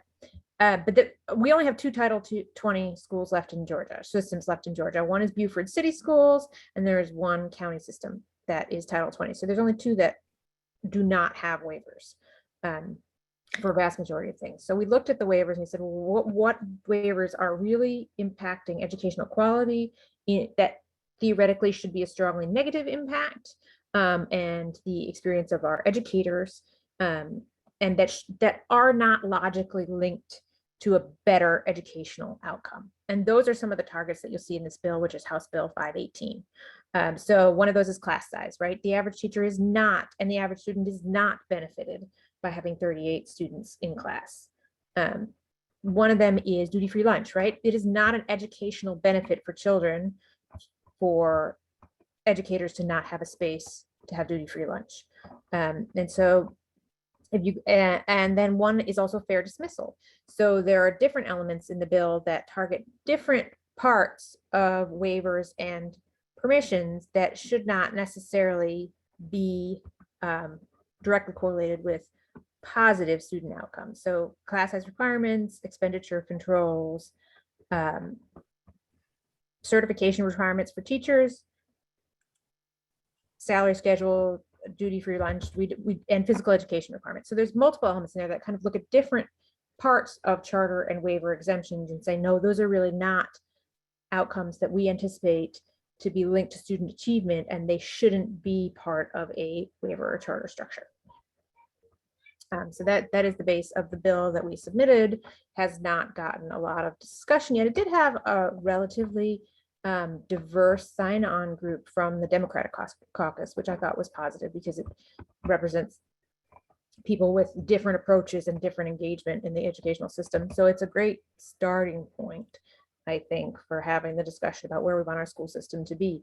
I mean, ultimately, what we did for economic efficiency in the 2008 crash shouldn't determine the future of education in Georgia, right? It's just that simple. And the fact that this system has now persisted for so long that I was able to have children who were old enough to be into the system as a result of an economic efficiency measure initially from 2008 is stunning, right? We are at a point where we're seeing very different rules applying to very different systems, and we really to systems throughout the state, when we really want all of our children to be able to access the same quality of education.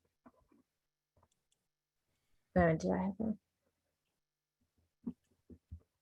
so here was just the map overall in Georgia, and charter systems are yellow.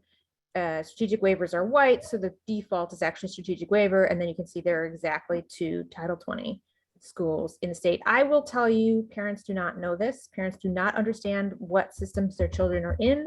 They do not understand what waivers have been. Sorry, this is from an old presentation. They do not understand how many waivers are in place. So this is a look at the number of waivers that were picked up by each waiver system in Georgia. On the bottom is a number of waivers in each system, and on the y-axis is the number of systems that have that. So there are a large number of systems that only chose at this point to waive as few specific things, but there are a large number of systems who actually waived an incredible amount of specific requirements as well. And parents don't know that. We don't choose a house based on what type of school system we are in. So people don't know what is available and not available for their child based on this system right now. And I think communicating that is a really important thing. I know as a legislator, having that conversation one-on-one with other legislators, we only really know if you've studied the education legislation or if you have a child in the system and there has been specific discussion about it.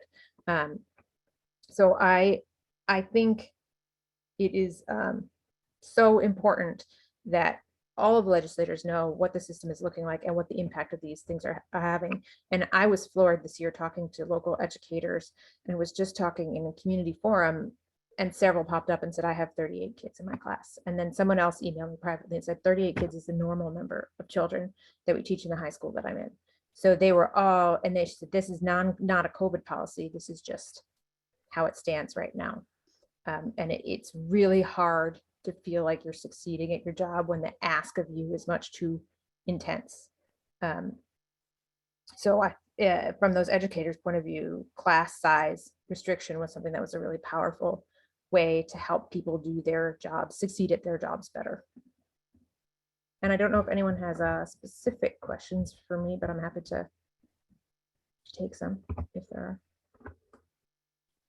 are. And Representative Mitchell, if you want to put your email in the chat, I also have it linked to our agenda that I've shared with people so people can continue to reach out to you. I've known you to just be open to educating people who need to be educated about this issue. Right. I want to object to Joe's use of adjectives for me. I don't want to be a bulldog, Joe. I want to be persistent and driven and motivated. Don't make me a bulldog. It's really hard to overcome that. I'm friendly, I swear. In my world, that's a compliment. Yeah. Okay, so I'm going to wrap us up, and I'm going to share my screen. And what I am showing you, I hope you all can see this. It is from, you can see down in the bottom right, a Georgia Department of Education presentation over the summer, which was talking about where we're going with the waivers. And so these are what the department intends to do with the waivers. You see, first it says flexibility is a given rather than granted, and all districts receive all available flexibility waivers instead of a piecemeal approach. So what that means is the Department of Education intends that every district now has a waiver for everything, whether they asked for it or not. And they would not even have to currently, if a district, a strategic waiver district has not waived a particular law and they want to add that as a waiver, they have to amend the contract, which means the local school board has to pass a resolution to amend the contract, and then the State Board of Education has to amend the contract. Now, we know there's probably not a lot of people paying attention to that process, but at least there is a limited amount of transparency there that it would have to be discussed at the local school board meeting. It would have to be discussed at the state board meeting. The intention of the Department of Education is that that even minimal amount of transparency would go away. They are going to, second, auto extend all of the existing performance contracts. And then finally, they're saying they're going to align the state accountability to federal accountability.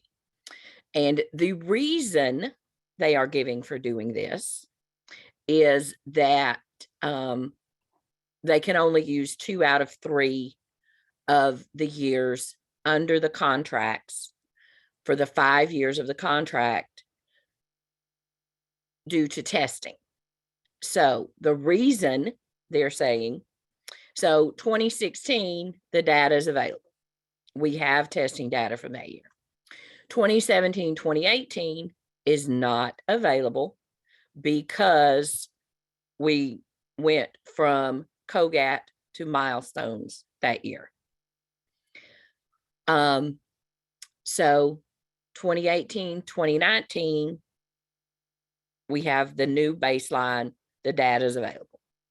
2019, 2020, obviously we know what happened. We had COVID. And then of course, 2020, 2021, we still had COVID. And then obviously this year we still have COVID. So this is being used to say that they are going to extend automatically all systems waiver contracts, and they are going to expand all systems waiver contracts to be a full and complete waiver. There was originally, when districts made the decision, and most of the districts, they had to make the decision by June 30th of 2015, and then they had until June 30th, 2016 to have their contracts approved. During that original process, they were required to have community input. So one of the issues we have with what's happening with the waivers at this point is the fact that there's no community involvement, there's no community input. In fact, there's no community notification. So this has kind of been pushed under the rug, and now they are expanding all the waiver districts waivers, which means everybody except Mitchell County and Beaufort City now have a blanket waiver for all of our state educational law and State Board of Education rules. So we will continue to educate, and that's a really big piece of this, that we have to educate. What the pandemic has done with these waivers and for people, the districts have had the waivers since 2016, but in many cases, they weren't using the fact that they had the waiver. Then we had the pandemic, we had a different circumstance, and all of a sudden they are implementing these waivers. Class size, duty-free lunch. My district has had the duty-free lunch waiver since 2016. However, except for during testing and the first 2 weeks and the last 2 weeks of school, we always got our duty-free lunch because they weren't implementing what they had. Now COVID's hit, and they're using that waiver every single day. If anybody has any questions, this is going to continue to be one of our priorities. Lisa, thank you. And it's kind of like, really, is this really going on? And we really don't know everything that's being waived. So thank you, Representative Mitchell, for educating. Lisa, thank you for sharing. And I know people will reach out to you with questions. Shannon, we'll go ahead and take your question. Hi, ladies. Question for Rebecca or Lisa. If this whole concept of waivers came apart to get rid of the Title 20 as a result of budget cuts, and we're trying to get back to full-time in FTE or QB funding, is there a way, and how hard is it going to be, is the two parts of that, to get the system back onto Title 20 for the rest of the state? Because I know, having worked in Murray County, which doesn't pay Social Security, that was one of the big things, was that supposedly went because they were going to fund that all. And then now that's saying that Murray can't get back on. So is this another one of these things of where it looked like a bright idea at the time, but now in the long run, we've permanently shot ourselves in the foot when trying to reverse the trend? Originally in 2008, the waivers were for budgetary reasons, but when everyone went to being a strategic waiver system or a charter system, and that requirement was put in, the language was changed that this was to increase student achievement, and it was supposed to have been evaluated, and this year was the evaluation. And so it's the only way we get us back to Title 20 is changing the law and eliminating the waivers. And in a perfect world for GAE, the law would eliminate all the waivers. We don't think that's possible. That's why Representative Mitchell's bill is to get some of the big ones and begin to chip away at them. Well, again, thank you both for sharing. You're just the messenger in all of this. And as will be Grace Khan, who is working with GAE this legislative season. And Grace is going to share a little bit more in detail about vouchers. And again, she's just the messenger. So Grace, are you there? I'm here. Can you hear me? Yes. Good morning. Good morning. I'm pretty sure vouchers have been covered quite beautifully by our previous speakers. If you don't mind, Karen, I might just expound on some of the issues that have been mentioned. So yes, Joe pretty much went through everything I needed to say, but I'll add this. It's important to think about vouchers and even this fight of eliminating waivers in the context of election season. This is 2022, folks. That means this is a statewide election year. Top of the ticket to the bottom of the ticket, you're going to see a lot of races on the ballot, which means decisions that are made at the General Assembly will be predicated on their bid for re-election. So with that said, I just want to make it a point to say that's why they know your faces as their constituents. You guys are the ones who make the decision of who you want to represent you. And I come from a campaign standpoint, so that's always something I want to remind people of. The other thing is we've received a grant from NEA, which is really exciting, to invest in advocating on these issues and communicating them with members as well as the general public. So look out for action alerts. That's why it's really important for us to know your best or preferred mode of contact so that we can reach you when we need your assistance to connect with with lawmakers and with, for example, the DOE. So both elected and appointed officials need to hear from you this year. We also have, of course, the campaigns page, gae.org/campaigns, where you can always go to get up-to-date information about what's happening at the Capitol, whether it's Joe's legislative alerts, a list of our the priority issues and bills that we're looking at. So we'll also have action alerts posted on there as well. And then I think that's it, but I just want to say it's always such a pleasure to work on behalf of GAE members to protect the great equalizer, public education. I think I've said my piece, so thank you for your time, Karen. Grace, thank you.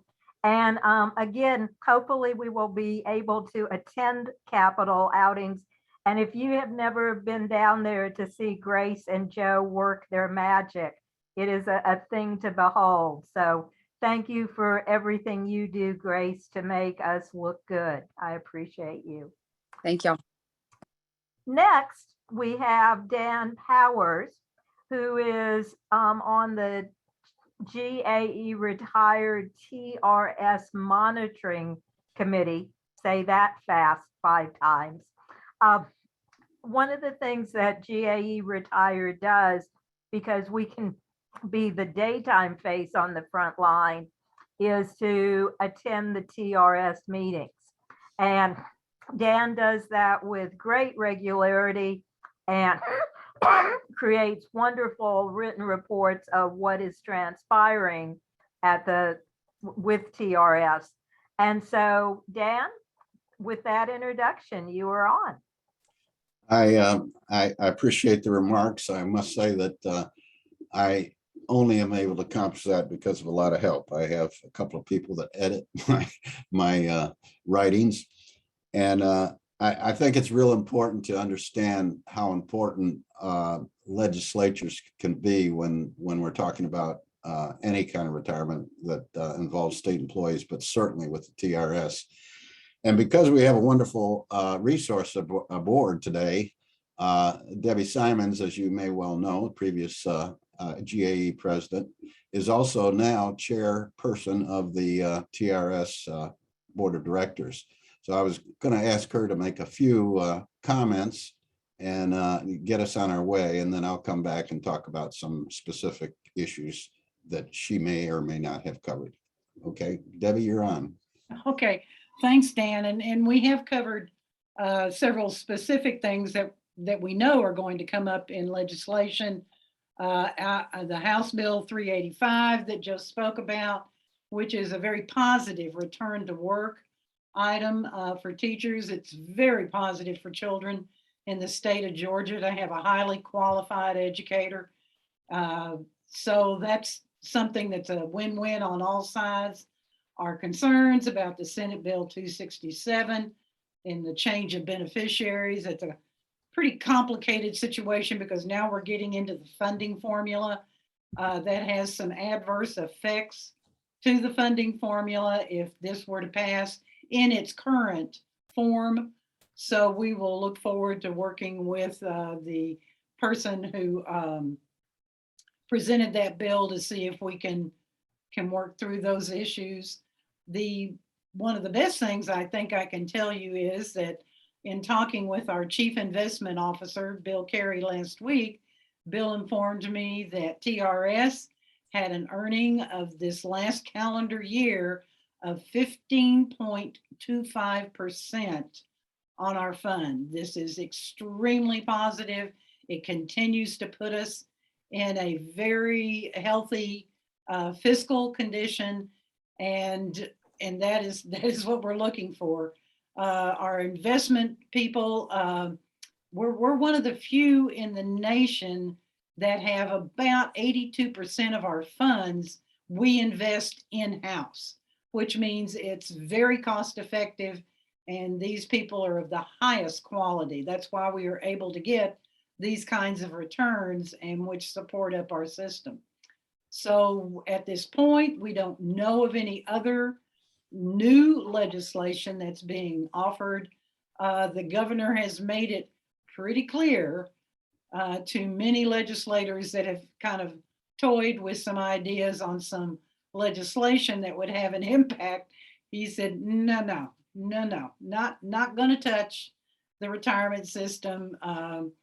He knows it's a political explosive situation. He has learned that, and he took his lesson well. So thank you, ladies and gentlemen, who over the years you have made it very clear that GAE and GAER and our leadership and our lobbyists are watching very closely. Not going to get anything by this group. So it's been very positive. And I just look forward in 2022 to continuing on to working with Karen and Tony and Lisa and our other officers and Craig and Dan to make sure that we are not only monitoring our system, but that we're giving it whatever support we can if certain pieces of legislation do crop up. And it is important, ladies and gentlemen, I have now been a member, a trustee for 10 years and board chair for 2 years. It's extremely important, the consistency of representation that GAER offers at all of our board meetings. Mr. Powers is always there frequently. Tony and Karen will also attend. And it sends a very clear message. And I will say this to you, Dr. Evans very much looks forward to working with GAER and GAE. He sees us, and I do use us because I am a life member. He sees us as a very positive group of individuals to work towards our common goals to just enhance and improve in any way that we possibly can TRS. So, and I will say this to you too about Joe. Joe had worked so hard that first year that he was working for GAE that when I told Buster that Joe was now our full-time employee, he said, "What do you mean? He wasn't already full-time?" He sure worked like he was full-time.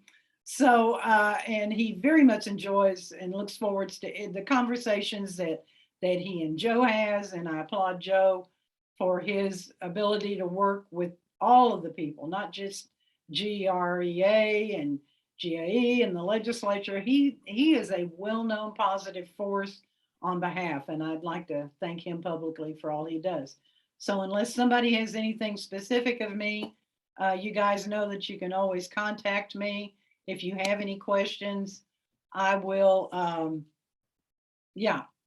will put my own email in the chat box just in case someone wants to contact me. So Dan, with that, I turn it back to you. Okay, thank you very much, Debbie. I really appreciate your remarks. It makes my job a lot quicker. One thing I wanted to just point out that, and as you mentioned, the governor has said hands off with TRS legislation. So in most years, the legislature has a minimal role in what they can do in terms of the TRS itself. But in recent years, they've raised several legislative bills, which would be very damaging, really, to what our goals are and what we've succeeded in getting already. There's issues like the 6% that we contribute from our salaries. There's the 19.6, which I think is the current rate that employers give. These can be changed. Usually it's done by the TRS, but pressure can be put on. There's also the methodology, which they passed legislation which allows the TRS to put up to 5% of the assets into alternative investment, which isn't a bad thing because there's a place for diversification in any system, and the other retirement systems in Georgia other than TRS already have that proviso. things like COLA being changed. I was going to just mention that because 2 years ago, they introduced a House Bill 109, which is notorious. It did get tabled. I suspect that eventually they'll probably try to introduce it, but it had several provisions that we were very upset with. There was a lot of lobbying and a lot of effort to make sure that things like, well, let me just go to the bill. I have it up. The first read, and you can, it was going to revise the definition of average final compensation, and that would mean from 2 years of high salary to 5 years, modify the employee contribution rate, prohibit credible service for unused sick leave, modify provisions for normal retirement age, making it older, modify the vesting period, and provide related matters. So if you think about those issues, you can see how very impactful the state legislature, the General Assembly can have on outcomes.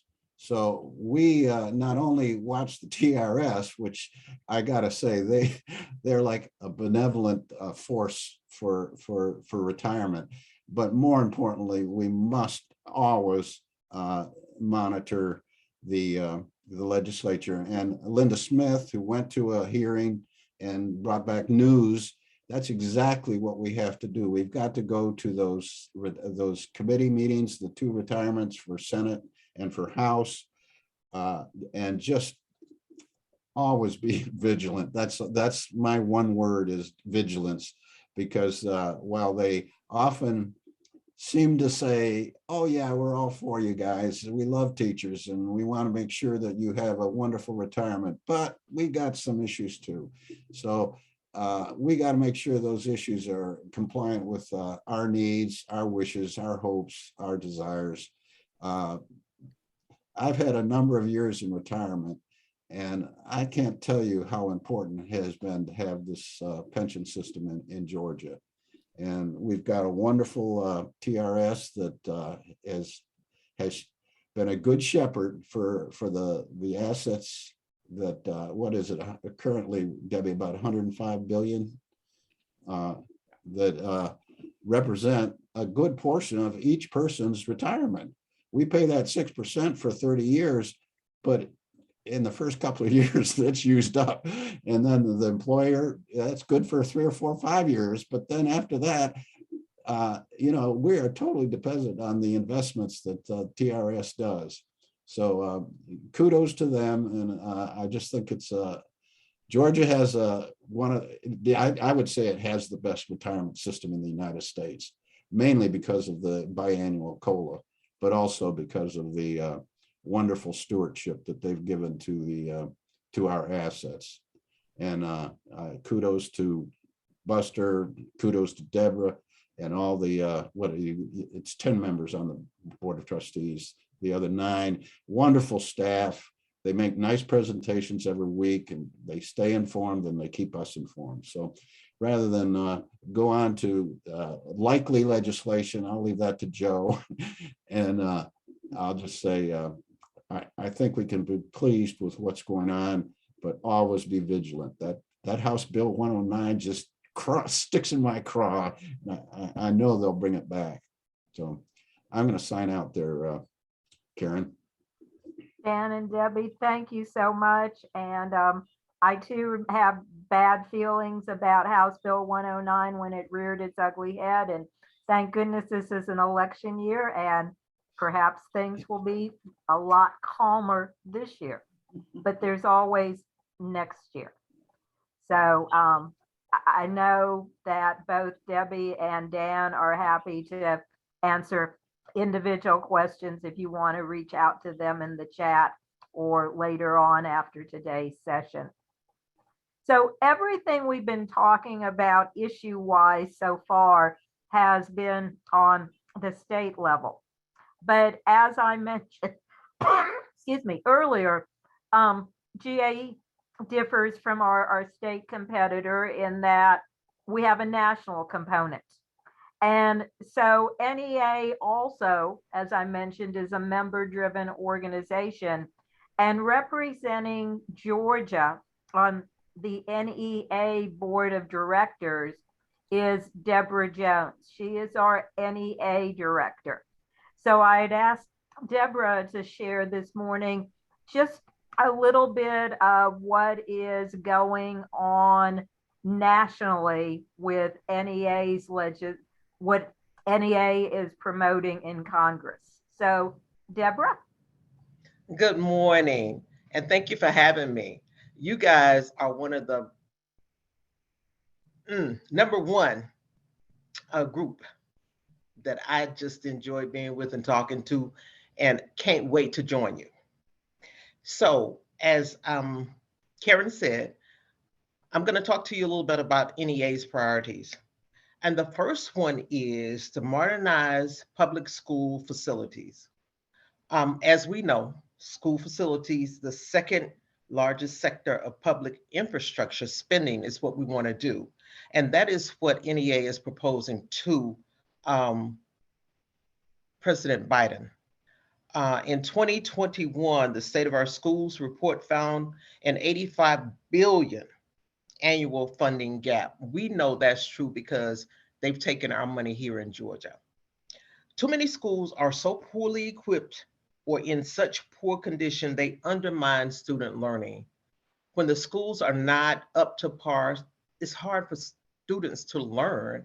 As we know, our students' learning conditions are our teachers' teaching conditions. So if the teachers can't teach, the students can't learn. And if we're in a poorly or old building, that is a problem for us. And then we want to access to free lunch, free meals, actually. If the students we know are hungry, they can't learn. You know, we're more concerned about what's going on, you know, the rumbling of our stomachs, even adults.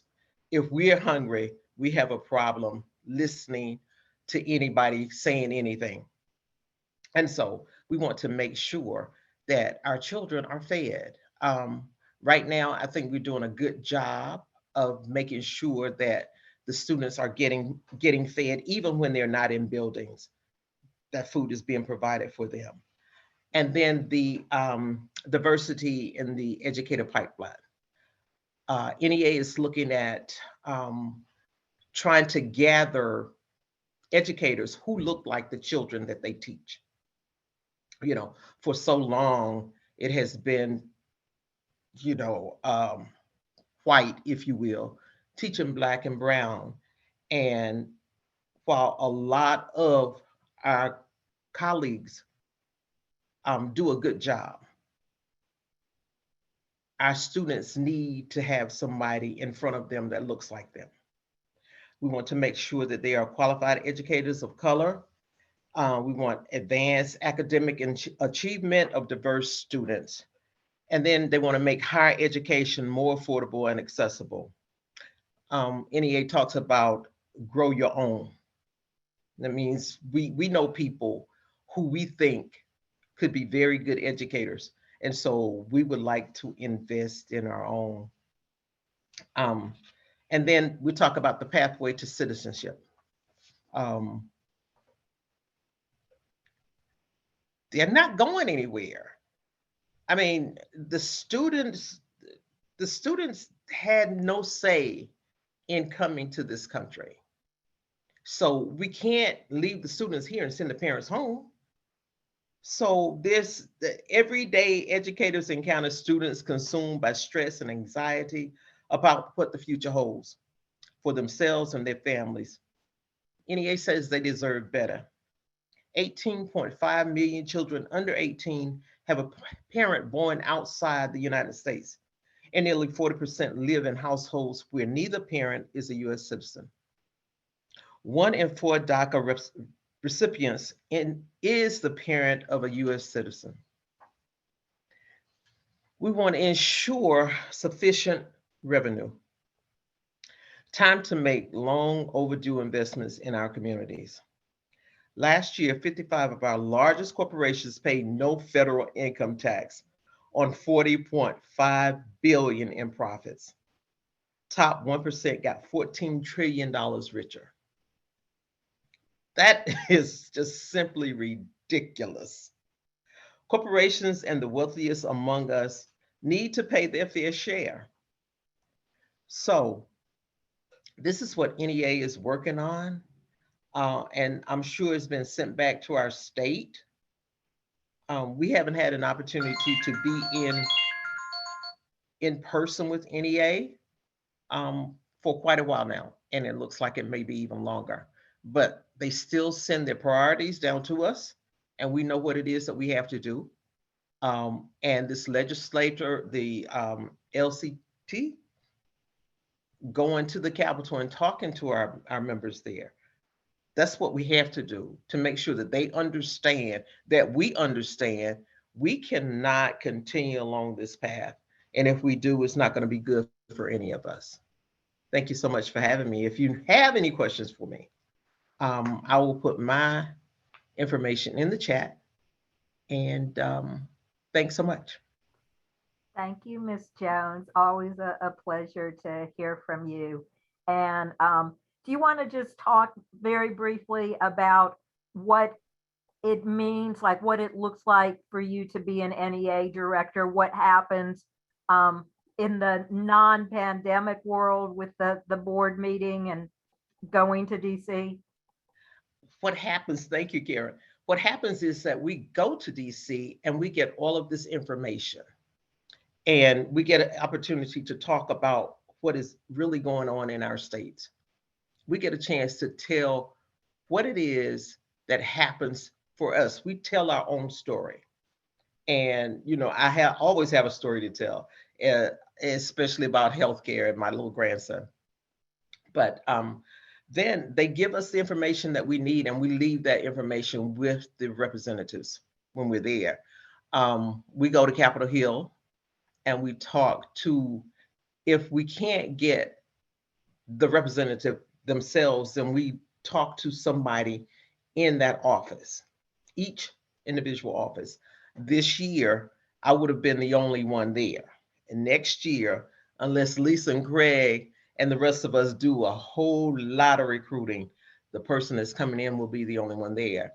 But it is so good that we know 9 times out of 10, most of those, let's not say most, our friends agree with what we are doing. On the other hand, those who are not so happy with us, the young people that are there, they do listen. Now, I don't know how much good they do in taking back what we are saying to them, but it's like you can see the wheels turning and they can understand, especially if they are from Georgia.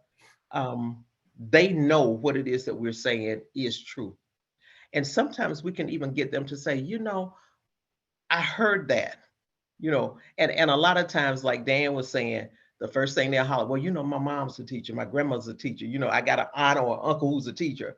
So what I ask of them is that they talk to their people back here in Georgia to see if I'm actually telling them the truth about what it is that we're saying. Our children need the very best.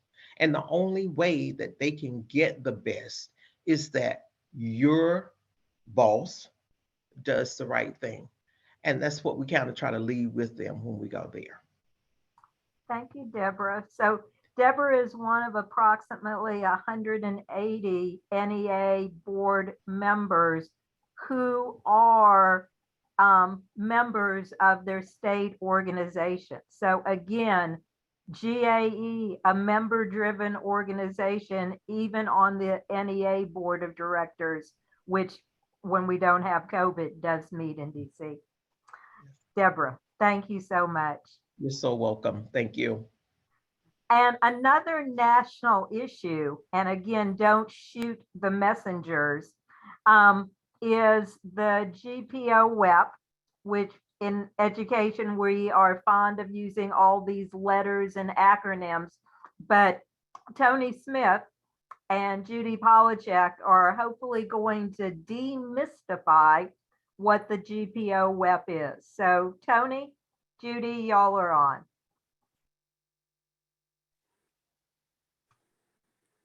Okay. And please unmute. I do see your PowerPoint. All right, good morning, everyone. And it's going to be afternoon soon. I'm Tony Smith, president of the Georgia Association of Educators Retired.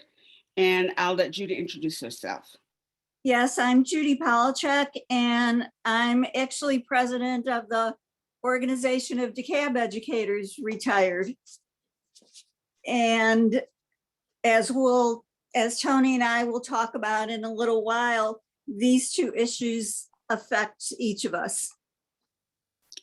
Well, we're going to talk about the government pension offset, which is GPO, and the windfall elimination provision, which is WEP, and we call it GPO WEP just as a shorthand. It is a longstanding legislative priority of NEA to have these two provisions repealed because they seriously impact Social Security benefits being paid to public sector's employees. The largest segment of public sector employees are public school educators. So the first thing we need to understand is how we earn Social Security benefits.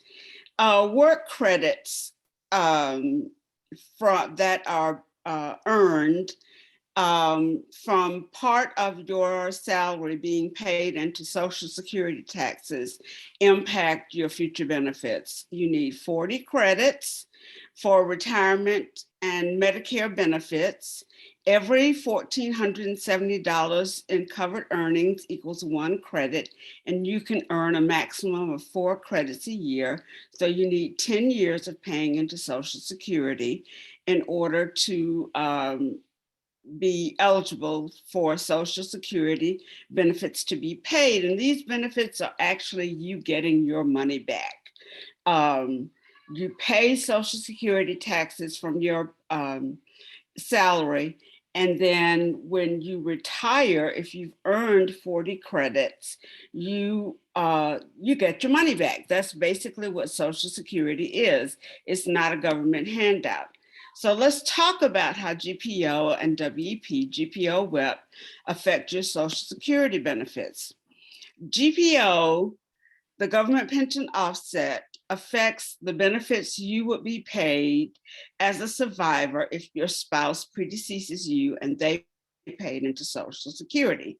And the windfall elimination provision affects the benefits you would be paid directly based on your 40 credits of service.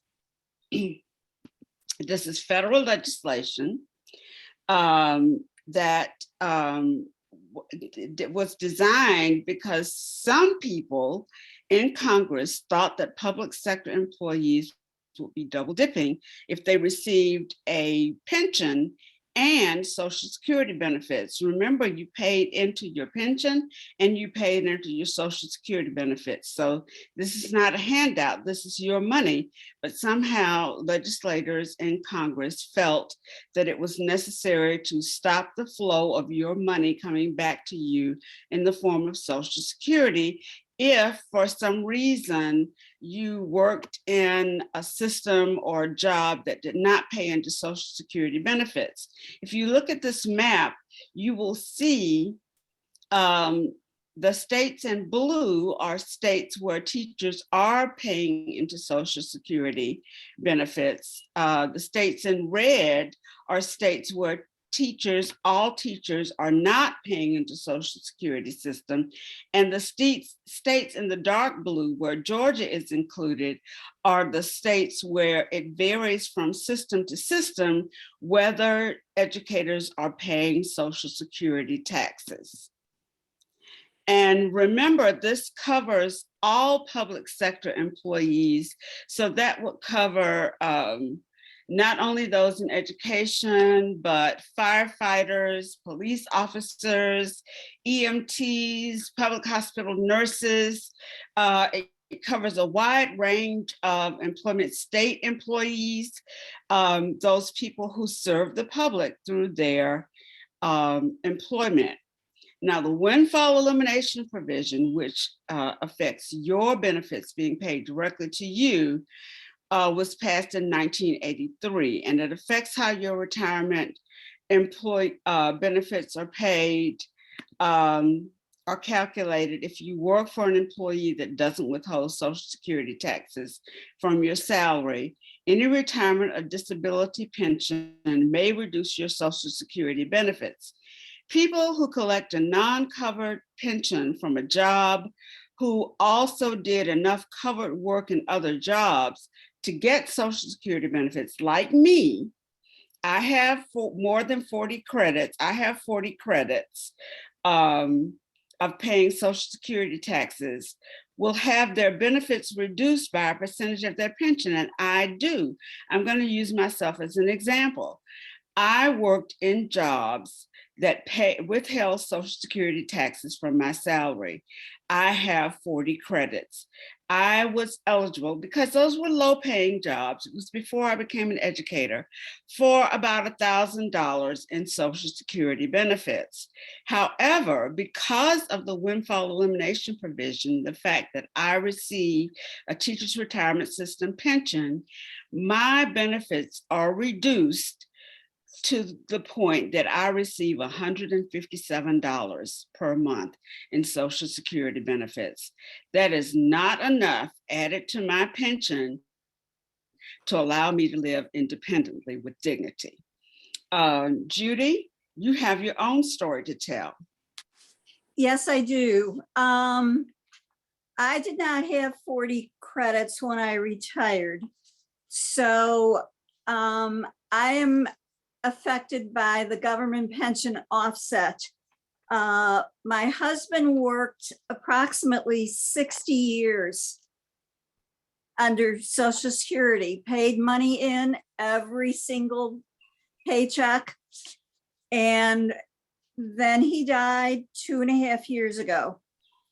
So when I went to apply for his benefits, I was informed that because I receive a pension under TRS, and I am a retired paraprofessional, so I do not receive a huge amount from TRS, but I was told that my spousal benefits would be decreased by approximately 2/3 of what I would ordinarily have received if I had not been receiving TRS. So it is a small amount. And as Tony also said, it's almost impossible for me to live independently. And to add insult to injury, and this really, really bothers me, every time TRS gives me a COLA, I have my Social Security benefit decreased by approximately the amount of the COLA. So I am never able to get a little bit ahead. And it's just a punishment to me. And I was telling Tony yesterday, we were talking about today's meeting, and I was saying that somebody had put in a post on Facebook about her experience with this. It's a retired teacher that lives in Texas that lost her husband and just can't believe that she is not eligible to receive her spousal benefits. And it is amazing. I would say hundreds of people have responded on Facebook to that posting. People saying the same things happening to them. Some people saying they had no idea that that happens. And one thing I said to Tony was that so many of these people don't have anybody representing them. And those of us that are members of GAE have NEA and GAE to speak for us. And so we really are speaking for so many more people than our members. And we need to speak loudly. Yes, and so many people don't know that they're impacted by this provision. Look at your pay stub, however you get it. Most of us, most people get a digital pay stub now. And note whether or not your Social Security tax withheld box has anything in it. You'll see your Social Security wages, and then you'll see whether or not your Social Security tax has been withheld. Now, your Medicare tax can be withheld without your Social Security taxes being withheld. Your school system can't opt out of paying Medicare taxes, but they could opt out of paying Social Security taxes. And I was in DeKalb when that decision was made. My first few years in DeKalb withheld Social Security, and then they made the decision to no longer withhold Social Security taxes. And everybody thought, oh, I'll get more money in my paycheck, without understanding what would happen in the future. So the reason we're talking to you about this is so that you can go and look at your pay stub and determine whether or not your school system withholds Social Security taxes. Now, the government guarantees that Social Security benefits of public sector employees cannot be cut by more than half of their pension amount. But there is a Medicare premium that is paid out of your Social Security benefits. So once that premium is withheld, your Social Security benefits can be more than 1/2 diminished. And Judy mentioned the government pension offset. If you receive a pension from a government job in which you did not pay Social Security taxes, some or all of your Social Security spouses, widows, or widowers' benefits may be offset due to the receipt of that pension. Judy shared that she falls into that category, so do I. The government pension offset reduces the amount of your Social Security benefits by 2/3 of the amount of your government pension. So let's look at an example. If Ann has a $3,000 pension, 2/3 of that is $2,000. Her survivor benefits would be $2,200, but they subtract $2,000 from that because of GPO. Therefore, Ann only gets $200 in survivor benefits. And I'm sure Ann's spouse thought that they were providing a provision for Ann to be able to live with dignity and independence. But on $200 a month added to your pensions that you get from TRS, you can't do that. That's just not possible. I will be impacted. I will receive no survivor benefits. So I will not be able to live independently if my spouse predeceases me. Let's look at a short benefit video from the Texas retirement system, which mirrors what happens in Georgia.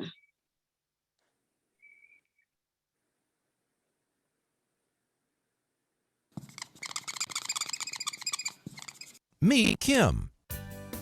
Kim is an assistant principal at a middle school. She's been a TRS member for 12 years. Before becoming an educator, Kim worked as a public librarian for 11 years. While working for the city, Kim paid into the Social Security system. Since she began working for her school district, Kim has not paid into Social Security. Like most Texas school districts, her district does not participate in Social Security. That means Kim is only eligible for Social Security benefits based on her previous employment with the city and through her spouse, who has paid into Social Security for his entire career. Kim is currently reading up on 2 Social Security provisions that could reduce or even eliminate her Social Security benefits.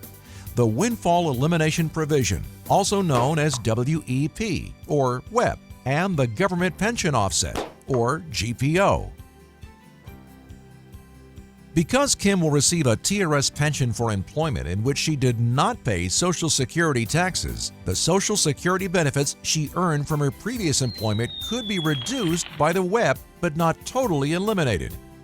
The amount of the reduction depends on the amount of her earnings and the number of years she paid Social Security taxes.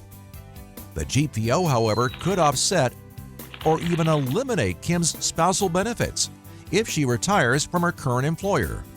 The GPO will reduce her spousal Social Security benefits by 2/3 of her TRS pension. If 2/3 of Kim's TRS pension exceeds the amount of her spousal benefits from Social Security, she will not receive a spouse or widow's Social Security benefit. If you or your spouse has paid into the Social Security system, contact a Social Security representative to determine if the WEP or GPO apply to you.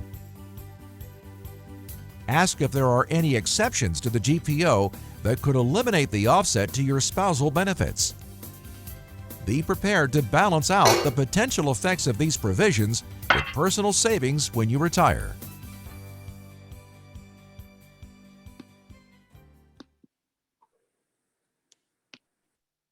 That's a good overview of what happens to so many of us here in Georgia. One of the things that President Morgan and I are working hard to do is to get a comprehensive list of those school systems that do not pay into Social Security. But generally what we try to do is inform our members of the potential of this happening to you. Again, look at your digital pay stub and determine whether or not Social Security taxes are being withheld. And you can determine whether or not the windfall elimination provision affects you. And you can determine whether or not the government pension offset affects you. Does WEP affect you? Will you draw a government pension? Did you have another job that withheld Social Security?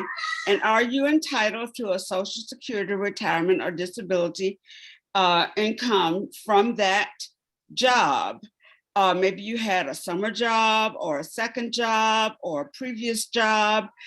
Teaching was a second career for me. And so I had a previous job and then I had a second job that paid Social Security taxes, but I get a government pension.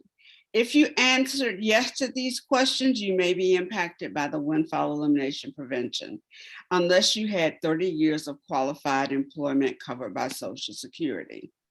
Will the government pension offset affect you? Again, look at that pay stub. Are you paying Social Security taxes or are you not? Do you get a government pension when you retire? Are you entitled to survivor benefits from Social Security based on the Social Security taxes your spouse paid while working in the private sector? That will be based on your spouse's earnings if he or she dies. I should be entitled to survivor benefits. However, I am affected by GPO just as Judy is because we get a government pension. But there is help on the horizon. House Resolution 82 in the previous Congress is coming back up, and it's called the Social Security Fairness Act. This is the US Congress. There are 14 members in the Georgia House delegation, and only 4 of them have signed on to co-sponsor this legislation. So we need some serious lobbying done. Right now, only Sanford Bishop, Nakima Williams, Hank Johnson, and Jody Heiss have signed on as co-sponsors to the Social Security Fairness Act. We need Georgia House members to US House members to sign on to this piece of the legislation. Now, we've got over 200 co-sponsors in the House to this legislation, so it's sure to pass the House, but we know the sticking point is going to be the Senate.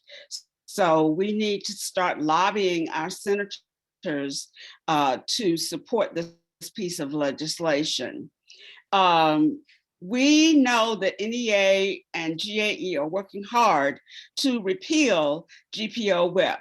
And through your efforts, you can see that our representatives know that we need this unfair legislation repealed. You see that it was introduced by a Republican, Rodney Davis in Illinois. And what generally happens with legislation like this that was slipped under the table that people don't know about is that nobody works to repeal it until it affects them personally. Here are the co-sponsors from Georgia. Hank Johnson, Nakima Williams, Sanford Bishop, and Jody Heiss. We need the other members of the Georgia delegation. We have lobbied them. GAE Retired has lobbied them hard and heavy. Our legislative chair and Vice President Linda Wolf Smith made sure that every Georgia delegation member got a copy of the GAE No magazine that featured GPO WIP and its impact on our members, and a letter from me. And we are in constant contact with members of the Georgia delegation, urging them to sign on as co-sponsors of this bill.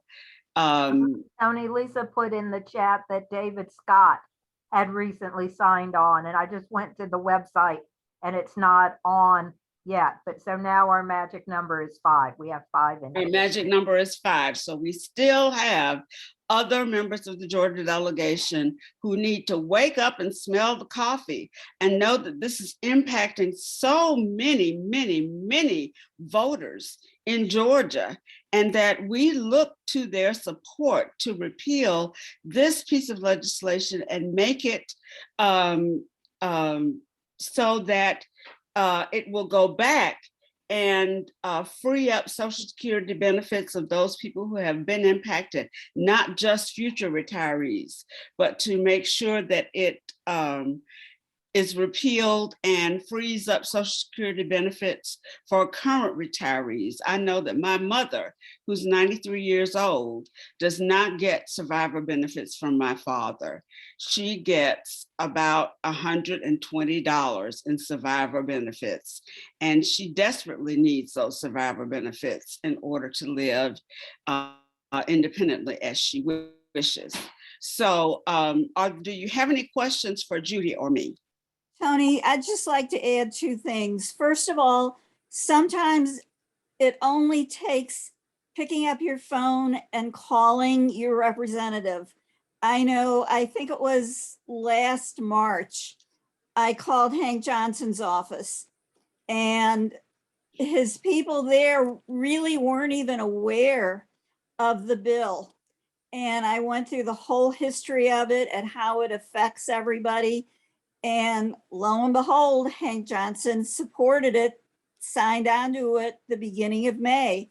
So we have to make calls, and write letters and emails. But if picking up the phone and making a call to your representative is what you can do, please do that. My other comment is that when I started working at DeKalb County full-time in 1985, they may have mentioned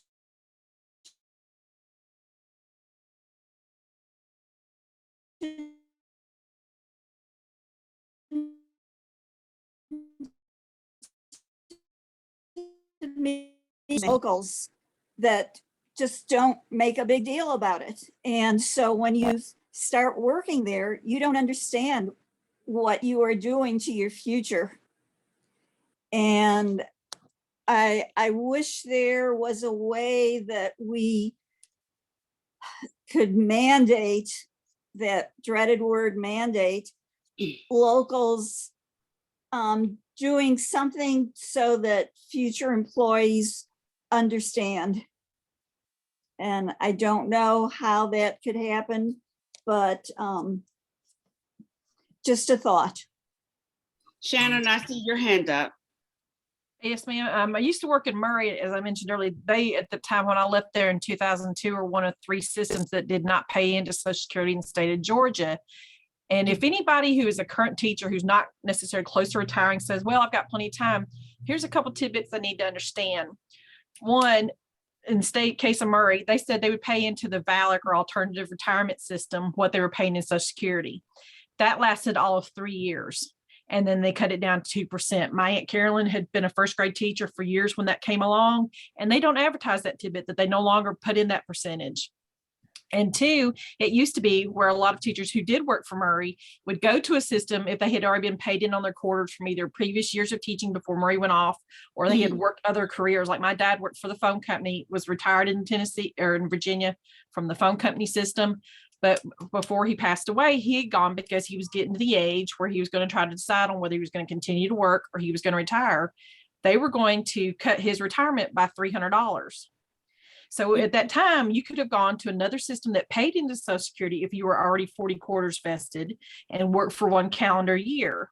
Well, that changed during George W. Bush's second term to where it's now 5. So if you have someone who is still working, who's not necessarily within that time frame to be within the next 5 years of retiring, and they say, well, I've got plenty of time. No, they don't. They need to be aware of, one, those systems who pay for alternative retirements, they don't really pay the full amount of what you would pull out of your Social Security. 2, even if you wanted Social Security pulled out of your check, because I was recruited to come back to Murray County a few years ago, and I was like, no, because 1, you don't pay it, and 2, when I asked if you could pull it out of my check, because they didn't do it countywide, they would not do it for me as an individual. And 3, unless you really are more than 5 years out of your retirement, you don't have time to switch to another system to get your 40 years or 40 credits revalidated, I guess would be the term. So people really need to watch that, even if they're not necessarily within the first 5. This affects all of us down the road. Thank you so much.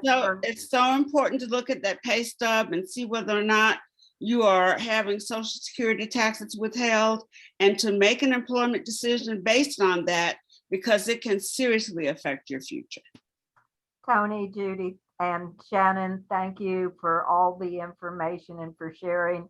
I'm a victim of the windfall elimination provision, and so I have too a vested interest in seeing if this can be repealed on the national level. So it's an issue that GAE Retired will continue to work towards having a successful outcome. As we wrap up today, I would like to call on GAE Vice President Linda Wolf-Smith, and also on Vivian Brooks, who's on the GAE Retired Executive Committee, to share a little bit, and I'm going to share my screen for just a minute, about the GAE Rapid Response Team. So Linda, you're on. Good morning, everybody, and I'll yield to Vivian. Wow. Okay, the Rapid Response Team is a platform which is used to make positive change for public education. The Rapid Response Team allows educators to have a voice and allows them to be active in the legislative process. Today, with Lobby and Learn, we learned several techniques about lobbying, and lobbying is a very valuable tool that we use during the legislative session. We also use it we will use it the rest of 2022. We have a lot of work to do regarding voter suppression and voting rights and other strategic waivers and other things that affect education and just our lives in a negative way. The Rapid Response Team will use the lobbying techniques that we learned today throughout the 2022 year, as I said. And what we're going to work on is we're going to try and repair and protect democracy. Linda? Thank you, Vivian. I would like to go back to some of the other previous speakers as TRS. TRS, I would say, is the best vehicle for whenever you decide that thing about, should I retire? You can make an appointment. They are so personal that it is one-on-one where they will advise you in terms of the projected amount that you will get and what you need to do. So make sure that you add TRS to your list of people just to contact, whether you're 5 years or 10 years, they're right there for you. In terms of rapid response, when this Live and Learn started, I was very not in tune to what retirement was all about. However, I was active. And if you are one of those employees who are politically astute and you stay in touch from the local election to the presidential election, then Lobby and Learn today, as you can see, was especially for you. What I would like to say is today, when we log off, just go to the Secretary of State's office and see who your state representatives are. I'm fortunate to have number 89 district, which is now BWIN.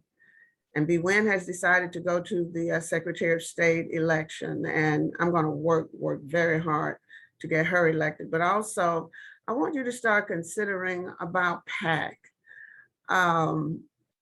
Today, PAC is right along up there with my tithing.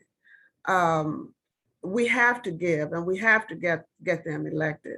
I can imagine that the governor's race, one person will need maybe $1 billion, and that's no joke.